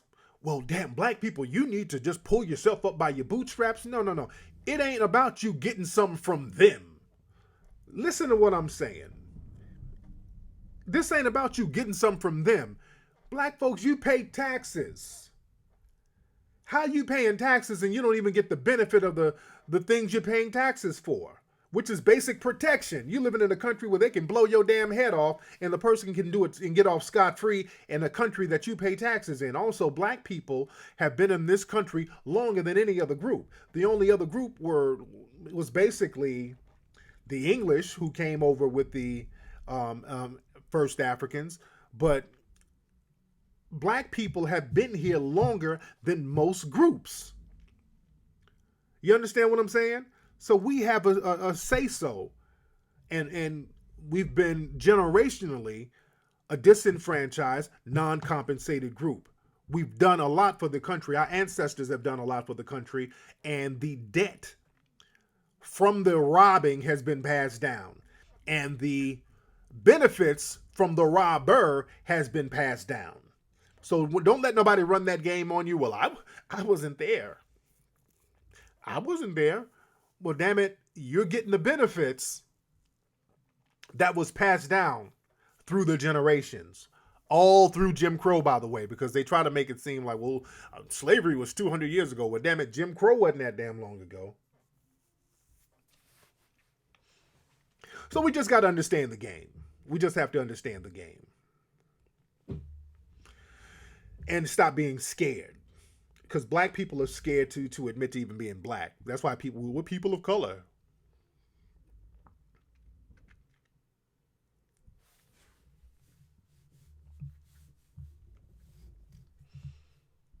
And again, we're going to drop a lot of hot fire about this in Hidden Colors 3. We drop a lot of hot fire in Hidden Colors 3 about this. My ass is kind of hungry. I'm about to go get me a damn burrito from Del Taco.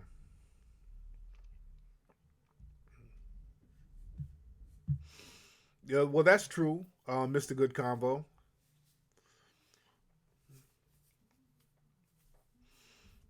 Urban League presenting Obama with the black agenda. I haven't heard about that. Mard, that's not true. Well, you say the blacks and Latinos come together, we will take power. That's not going to happen. You know why? Because the so-called Latinos are a growing group in this country already. And what they're going to do the same thing with them as they did with the Italians, as they did with the Irish, as they did with other groups. All they're going to do is reclassify them as white. That's all they're going to do. And it's going to be back to the same old thing.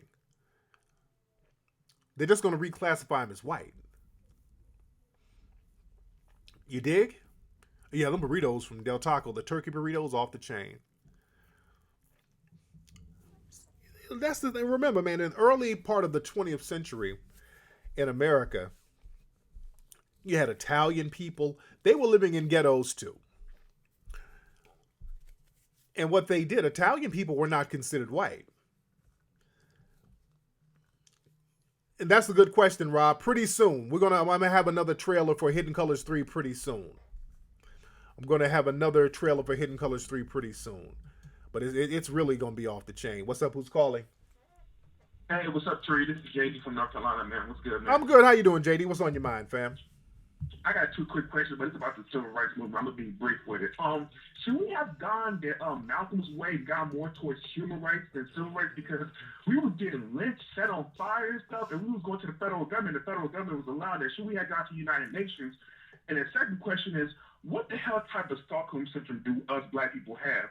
White people doing and Jim Crow fought us not to integrate with them. They sat us on fire, sick dogs with us. Why the hell did we still integrate after they fought us that they didn't want to be with us at all? Yeah. Shouldn't we have learned just leave them alone? They don't want to be with us. Like, come on, can you speak on that, Tariq? Yeah. I speak on that right now. Thanks for the call. But yeah, that we should have went to the Malcolm X was right on the money. That's why they killed Malcolm X, by the way. And Malcolm X was going to the UN, and I've said that that's what we really have to go international. Just keep going back and forth to the courts here. I mean, we're just really spinning our wheels because we just don't have no rights here when it comes to that of the dominant society. The black man has no rights, a white man is bound to respect. That's the law of the land here. And for some reason, black folks don't really want to accept that. And we keep seeing it over and over and over and over again in the court system. So we should have gone international a long time ago. Paul Robeson went international with the We Charge Genocide document, and they tried to demonize him. W.E.B. Du Bois tried to do it too, and they tried to demonize him. That's why I said before in a show earlier, in the middle of last year, a lot of us have to be on the same page when we do that.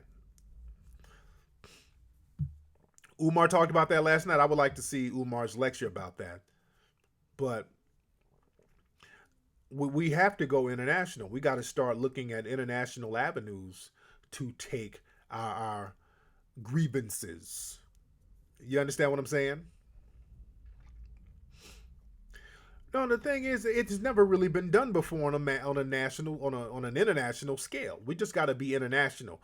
We have to start thinking international. We got to start thinking international.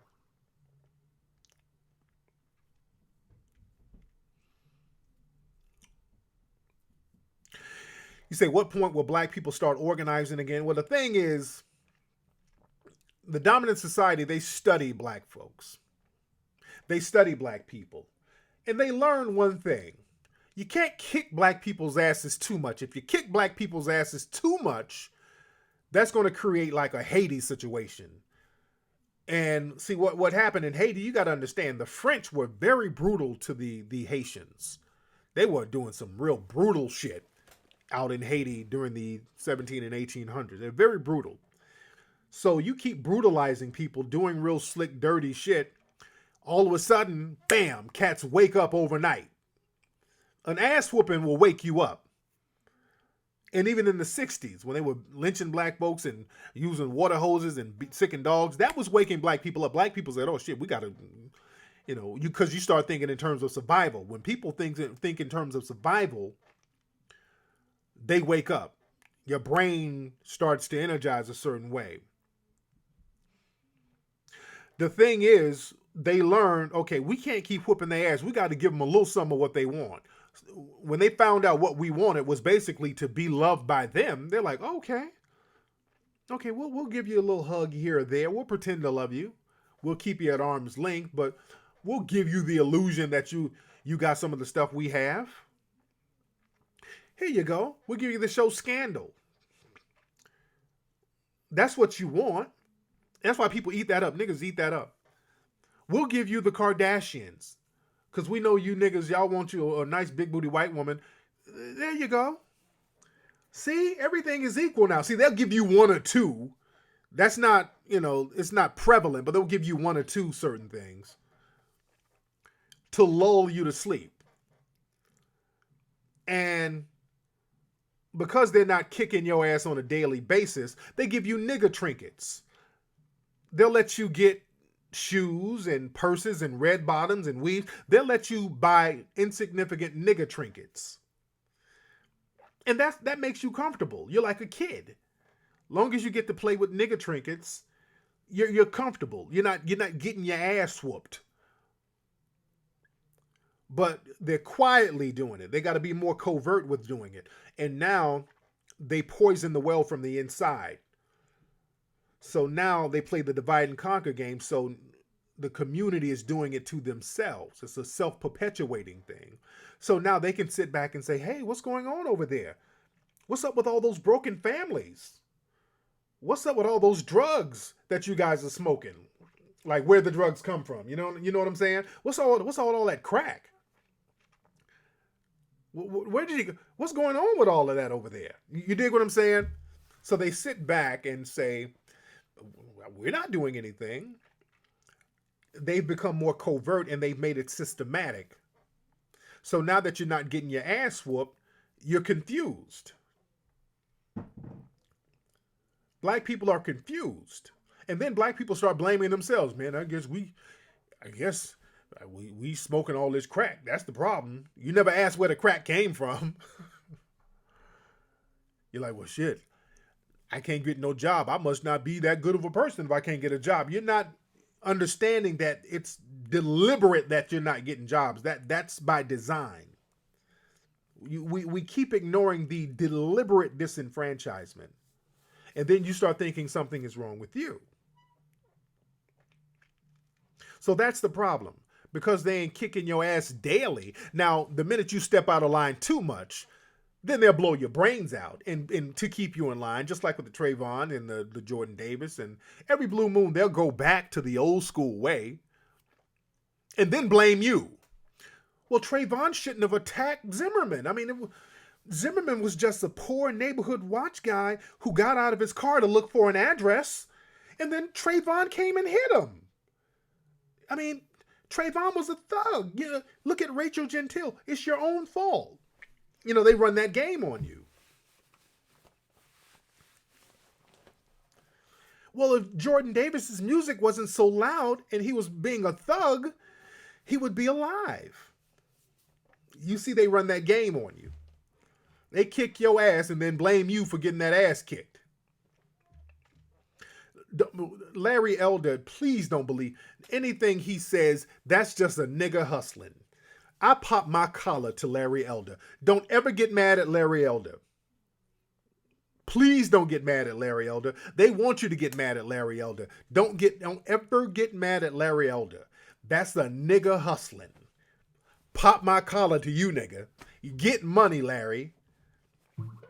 That's just a nigga who gets money to regurgitate white supremacy so they can hide behind him. Don't even trip on Larry Elder. Just like that Crystal Wright chick. Another chick who's, she ain't even making a lot of money, but she's trying to get paid for regurgitating a lot of white supremacy. There's always money in that. Black people understand. What's up, Ola? Shout out to Ola. Black people, there's always a position to put black people out there to regurgitate racial bigotry about other black folks. They'll put them on the front line.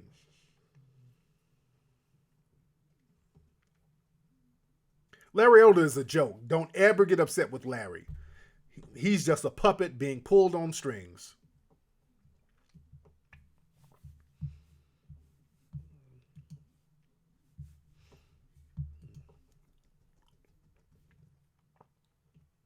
You know, I saw something. Somebody sent me a link of some preacher.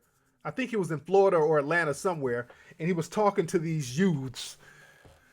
And he was like telling them, you know, hey man, it's real dangerous out here. So look, man, look kids, if you go in a store and you're wearing a hood, just take your hood off, you know. And I'm kind of mixed about that message.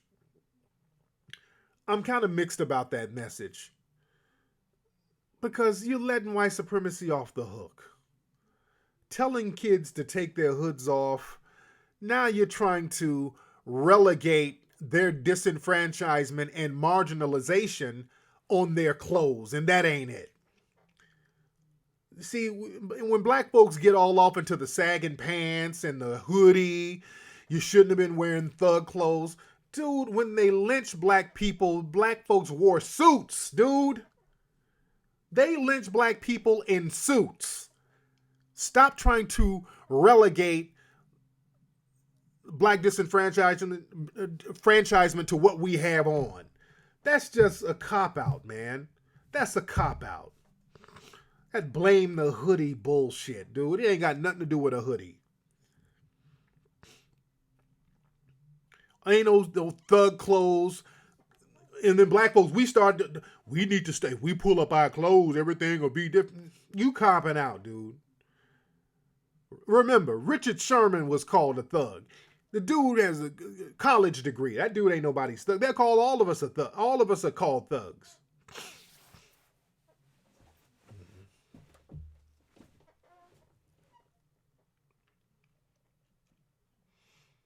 What's up? You think enlightenment should be more focused on and practice in black culture for us to wake up again, to gain our place where we should be? What do you mean? You think enlightenment is enlightenment as far as what? Natural?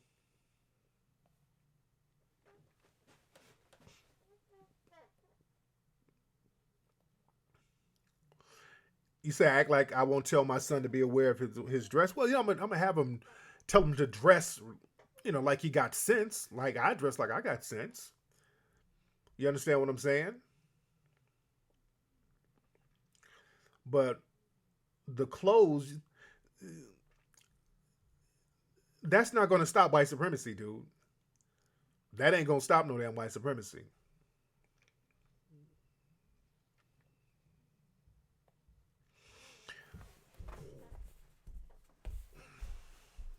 The Lenny Cook documentary, I haven't seen that.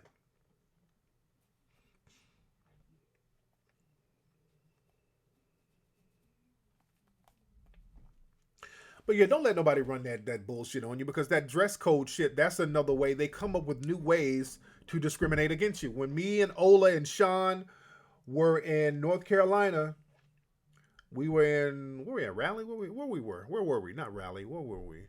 We were in Charlotte. We did a lecture in Charlotte. We went over right across the street from our hotel at this little shopping mall. And then they sent the black security guard over to us talking about no white t-shirts. And then we looked around and there was a bunch of white people wearing white t-shirts. I'm like, what the fuck kind of Jim Crow bullshit are you talking about? The epicenter, exactly, at the epicenter. And I was floored. I was shocked.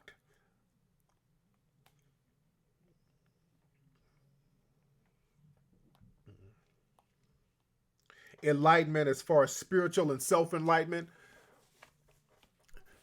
I still don't really understand what you're trying to say. I mean, is that going to help us as far as what, Natural? It's not even about enlightenment, dude. That's another thing. That ain't it, man. If I think you're asking what I think you're at, that ain't it. It ain't about no enlightenment. It's all about getting a code of conduct. Because look, this is the thing, Natural. We get caught up in trying to enlighten people. There are niggas out here who are retarded. Plan retarded. You can't enlighten some of these Rachel Gentiles in jury number 8, and I'm not trying to beat up on these people. I'm really not, but right now when war is going on, we got to know who's weak, who's strong, who to back up, who to learn from, who to keep at arm's length. There's some niggas out here who are planned retarded, systematically made retarded. Unfortunately, and I blame a lot of older black folks for not self-educating. You understand what I'm saying? Because there's a planned ignorance going on. Some of these niggas, you are not going to enlighten them. As a matter of fact, if you go to them trying to enlighten them, some of these niggas will kill you. Literally. Do you understand what I'm saying? Certain niggas you go around trying to school them and trying to elevate them, they'll look at you as crazy. They're like, well, we need to rob this nigga. This nigga over here trying to get us to read books. Let's tie that nigga up. That's what you're dealing with.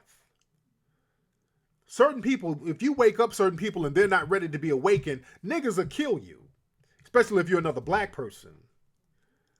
So it ain't about enlightening anybody. It's all about getting a code of conduct. So you step to niggas, even on a street level, and that's what we have to change up. You got to holler at some of these, even a dumb nigga can get a code of conduct. On a street level, again, I'm from the streets of LA. There's a code of conduct, even with a dumb nigga. Hey, dumb nigga. And we have conversations with dumb niggas. Hey, dumb, slow, retarded fuck boy. Don't come around here with the fuckery. Don't come around here with that rah-rah shit, shooting cats for nothing, because now you messing up everybody's money. You coming around here, somebody step on your shoe, you blasting them, you fucking with my money, my dude, because now you done made the block hot. So take your dumb, retarded ass over here, do that over there, but don't bring that bullshit around here. You got it? Because if you do, I'm getting at your family. I know where your mom live, fuck nigga. You know, he understands that code. And they'll abide by that code. So when you give people a code to live by, everything will run smooth. So that's what we have to have, a certain code of conduct. I ain't look, dumb nigga, I'm not trying to teach you the game. I'm not trying to enlighten you. I ain't trying to do business with you. But understand, don't fuck up the money by doing the dumb shit, because it's going to be bad for all of us. If my money's fucked up, shit's going to be fucked up for you. So cats understand that code. And that's what we need. We need a code of conduct out here. You had a gas station that said no hoodies inside. Yeah, I can imagine. Yeah, that's real talk, Double D. But sometimes these niggas they're like kids. You gotta teach them a code of conduct. You gotta teach them a code of conduct. There has to be a code of conduct, because guess what? Them niggas know how to act when they get around white folks. You know, a slow, I don't give a damn how slow and retarded he is. A nigga acts slow and retarded around other black folks. When that same slow, retarded acting nigga get around white folks, he know how to act. He get his mind right. He ain't that damn slow. He know not to go in a white area and get out of pocket. He knows how to act like he got some damn sense when it comes to being around white folks. You dig what I'm saying? So we just have to utilize that code within the community. That nigga ain't enlightened. The white community didn't enlighten him. He just know the code. You dig? When you get around white folks, they ain't teaching you and enlightening you about nothing, but you better understand the code of conduct when you walk around here.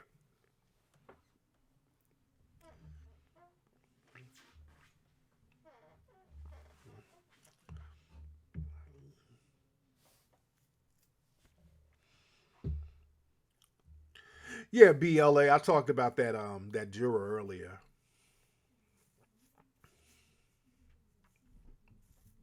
Oh, niggas know how to act around white people.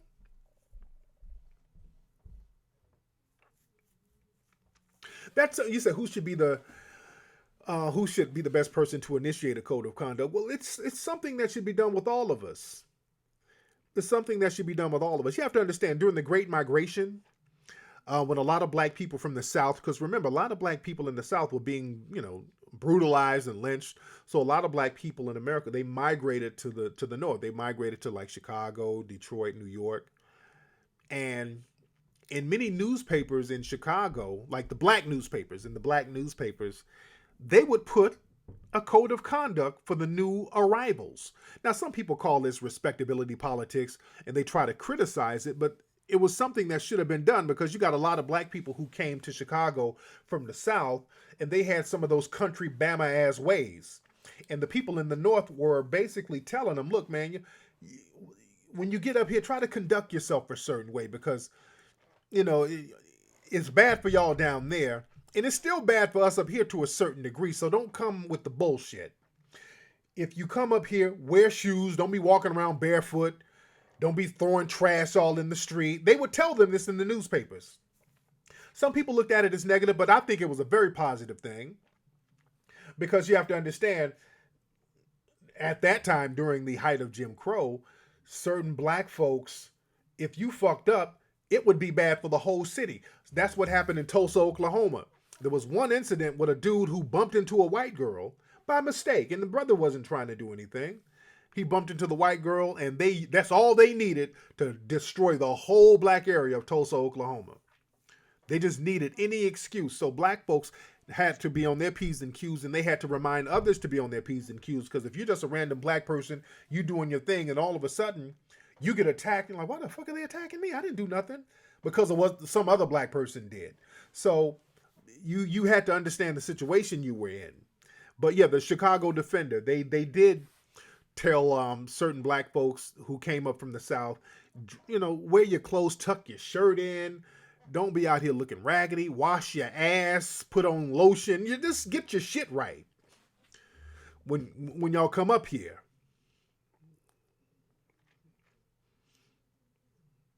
What's up, VX Rated?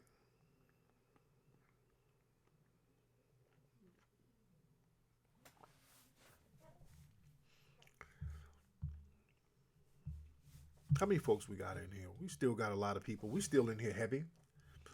We still in here heavy.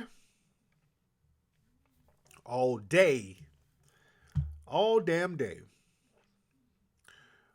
Where you at, ladies? Where are you at, ladies? Don't forget, y'all. Y'all need to go to TariqElite.com to get those clothes, get those Liberty shirts. I had on my Liberty shirt the other day. I didn't realize I had it on. Sometimes, you know, you wear clothes and you forget what you have on. A lot of times when I wear like my Tariq Elite shirts and stuff, I went somewhere. I was in I went into a restaurant, and you know, I can feel energy. I could feel energy. And all of the older white people like, I'm like, what the fuck? They looking at me for? Did they think I'm Tyler Perry again? I'm like, what the fuck they think? They looking at me for? And I said, oh, okay, they're looking at me because of my shirt. My Liberty shirt, the black Liberty shirt, is the Statue of Liberty with an afro with the fist up. They get real comfortable. They get real uncomfortable when they see some shit like that. Yes, my wife is 25. Yes, she is. Why are you asking about her?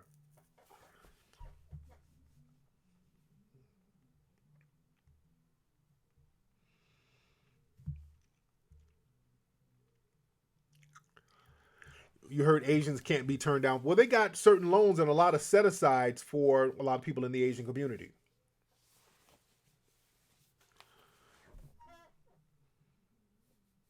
You get the same look, heart or soul? That's funny.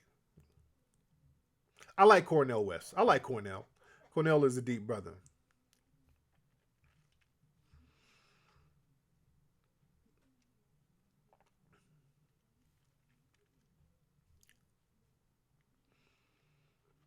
I look like Jalen Rose. Hilarious.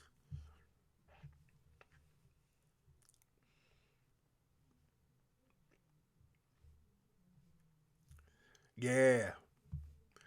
Choice of giving a paper. Do you said you have the, okay, I don't, that's a long question, boss. I don't understand your question. You asking about, okay, Jay Bodie. Oh yeah, I see you trolling, Jay Bodie. That's why I'm kind of ignoring you.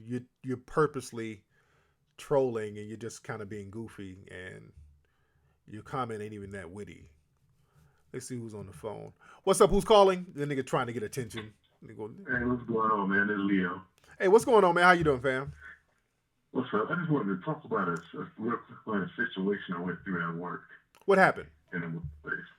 I had a Jamaican woman call in and get some racist shit. I mean, she was going hard on black people. And, I mean, we're not allowed to mention race in the workplace, so I had to get the call. But what do you think about these Mexicans and these Jamaicans and these other people who are disrespecting us after it was our bloodshed that allows them to be here? Well, the thing is, man, because we black people keep operating from a position of weakness. See, we keep thinking that if we keep telling them that, hey, we built this for you, and if it weren't for us, see, they don't respect that because right now we're not in a position to defend ourselves, and that's what we have to do. When we're in a position to defend ourselves and there's repercussions for them doing that, that's when they'll cut that shit short. But the fact that there are no repercussions for them to do that, they're going to keep doing that. And this is why black folks have to get a code of conduct. And it's very interesting about the Jamaican lady who was calling up saying some racist stuff. What was she saying about black folks? She was saying that because we process teammates and stuff, she was saying that the black people, she's like listening to my voice because black people could tell I'm black because I got a kind of deep voice. Right. Hey, you black people steal. Don't you steal from me, you black person? And I was like, the fuck? And I wanted to say, aren't you black? But I mean, you can't really. You can't go into that. But you know what? Yeah, you know what? And that's her own inferiority complex she's projecting. Because we get emails like that every blue moon at our company, at my clothing company. Or at my production company. Like recently, the black lady sent an email, and this is the thing. Black folks they get real buck wild with other black folks. Some lady ordered, I think, a DVD, and she ordered it on Wednesday at like 8 a.m. and then kind of got mad because it wasn't there like the next day. She emailed the next day, where's my DVD? I'm like, we're like, ma'am, you know, I told my assistant, ask her when she ordered it. I mean, did she order it a month ago? And my assistant said, well, she ordered it yesterday. I'm like, this one is mad. And I emailed him, like you just ordered yesterday. We're sending it out today. And then she emailed back, that's why I don't like doing business with black folks. Black folks, this whole black folks rant. So basically, that's just somebody who can't really challenge white supremacy. They know that white supremacy will whoop her ass. So she takes that anger out on black folks who are more easy targets for her, because at least black folks will give her the time of day, whereas white folks don't. She can't pull none of that shit with white folks. They won't give her the time of day. The minute she start breaking bad like that, they cut her ass off, and she knows that. So a lot of black folks will try to pull that shit on other black folks because they can't do it with whites. You dig? So don't even trip on that. That's their own inferiority complex. And also I want to add this, because I was a double major, double minor in college. I'm working on the race theory. Yeah. And I wanted to email it to you once I'm finished with it. I mean, just to read it. Yeah, absolutely. Email me. My email is info@tariqelite.com. Thanks for the call, fam. Yes, indeed. Oh, yeah, we get every blue moon. We get somebody who ordered a DVD and it didn't get there within the next few hours. It didn't show up, and then they want to call up and go into this rant about how black folks ain't shit and how they ain't going to support black businesses and all that. And that be the same nigga who goes up in a Chinese store where they shooting at niggas and go there every day.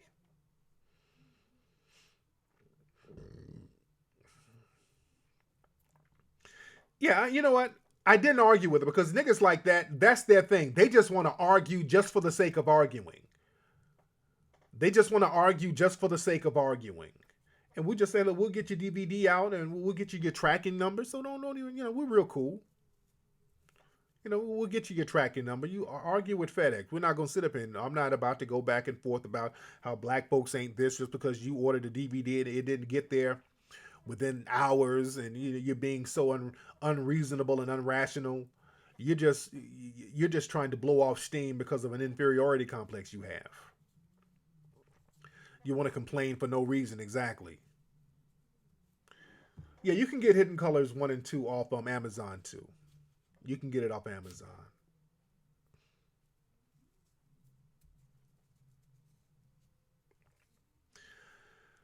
How do you know who to trust in relationships? It just depends, man. Trust is based on how, you interact with people. That's what's up, man. Real talk, Heart of Soul.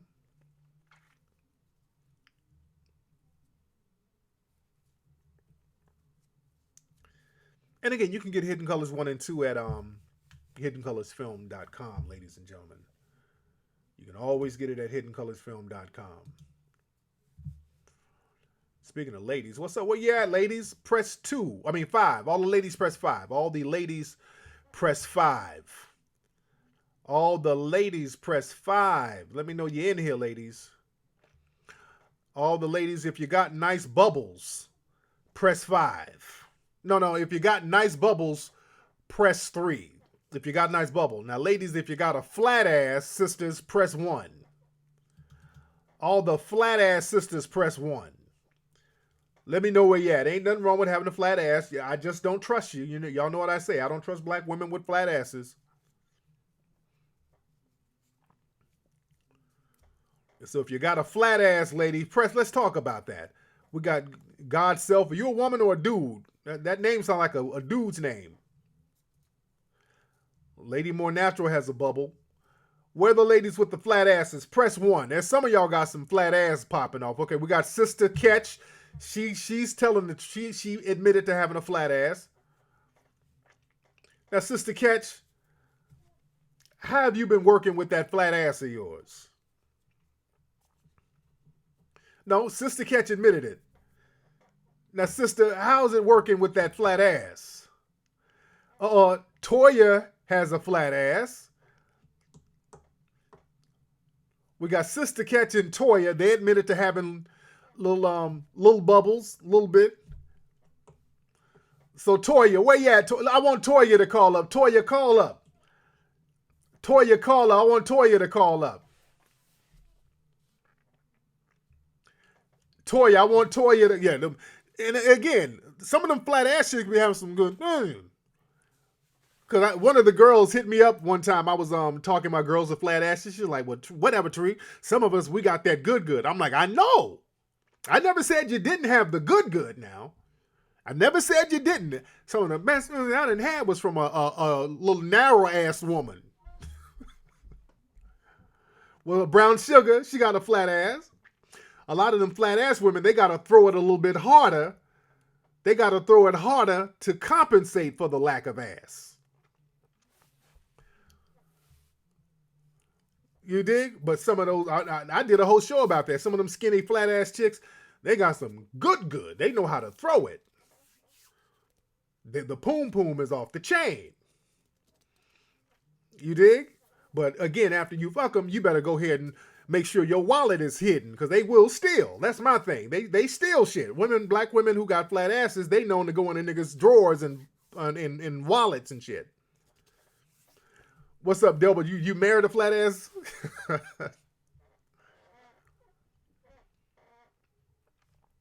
Yeah, I just don't trust them. That's all. I ain't saying the cooch is very good. Oh, let's see who we got. I want the. Hello. Hello. Hey, who is this? This is Toya. Hey, Toya. Turn your computer down 1 second. So Toya, where you calling from, Toya? Philadelphia. Oh my God, I can't believe I'm talking to you. How you doing? My son would scream. So Toya, you got a little narrow ass, Toya. Yes. And I have no complaints. I bet you don't. I bet the cooch is off the chain. Now, how was it growing up with a narrow ass being a black woman? It was the worst, and it still is. I can imagine. Talked about. I know they were like, look at this flat ass motherfucker coming up in this beauty supply. But you know what? I have a nice body, so it doesn't matter. So like you got a nice, like the hips, the shape, breasts. What else is popping? How's the body looking? I have a nice chest. Okay. I have a smaller waist. Yes, indeed. So the only thing I don't have is a butt. Okay. But everything else looks good, and I'm cute. Okay. And now, how old are you, Toya? I'm 37. Okay, that means 45. No, I'm 37. So I have a doctorate, and I'm doing well. So do a lot of white dudes come on to you? Because you sound like the kind of chick with the flat ass. The white dudes be kind of campaigning. They come on to you. They like, hey, I see you kind of remind me of Gabrielle Union. No, but they look.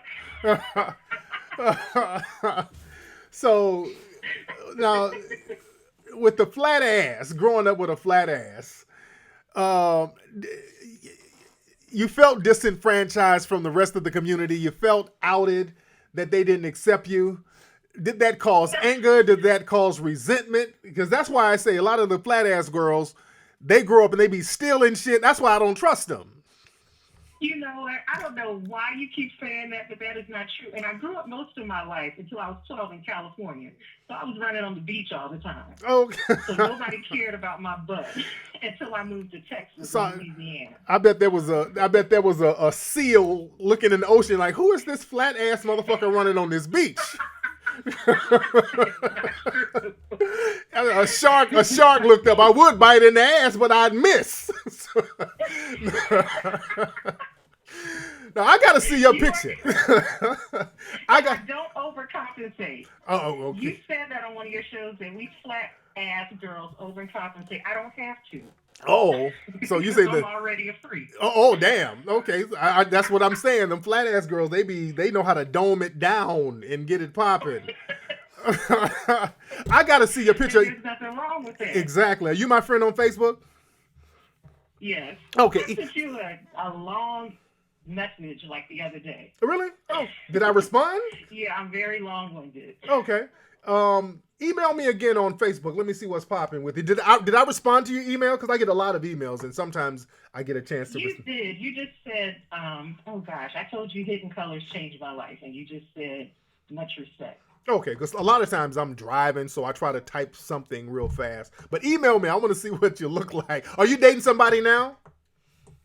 No, I'm not. I wish, but I'm not. Okay, we got. I was married, but I'm widowed now, so no. Oh damn! What? Your husband died?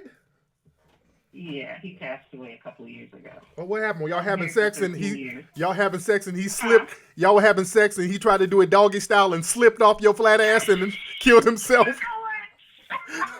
Well, let me stop. That's wrong to say. I told you I had no complaints. He was trying to grab onto your ass and couldn't do it and fell off the bed and hit his head and fell on the floor like Gary Coleman and died. No, let me stop. Oh my God. Poor fella. Man, but I want to see your picture, and you need an Asian guy or something, somebody who likes narrow ass sisters. Get you a nice Asian I dude. need another black man. Oh, that's gonna be with all this hydrogel popping off out here in the community. Oh, brother, I got this. The perfect man for you right here. Hold on, this is for you. To believe, come back, baby, please, 'cause we belong together. Who is the Magolino when times get up? Who's gonna talk to me on the phone till the sun comes up? Who's gonna take your place? There ain't nobody fair. Oh, baby, baby, we belong together, baby.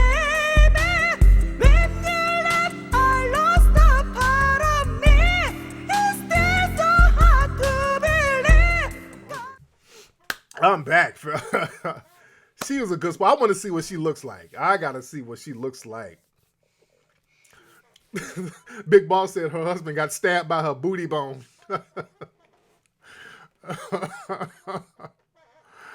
Man. Nigga said, somebody said that flat ass ain't flat when it's naked. Oh, man. My Lord. Yeah, Black Capital one. That would be a good idea. What's up, Geechee Dan? You said you can dig a flat ass chick, but her face and pussy better be on point. Yeah, there's some out there with the cute face and the nice cooch.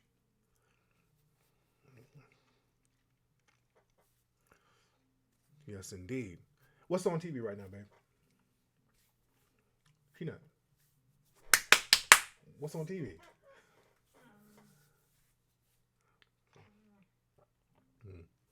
So she mentioned she over. I was I gotta watch that. You said she overcompensated by mentioning her degree while telling her she better put up something. She like, look, I ain't got no ass, but I got an education. So I'd put some hydrogel in this degree.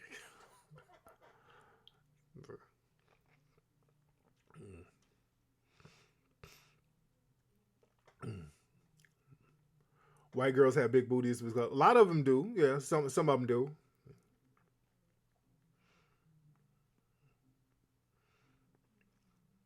The Kelly Rowland, but she still has a nice rump like Portia Stewart. Yeah, Portia Stewart. She got a nice little shape going on.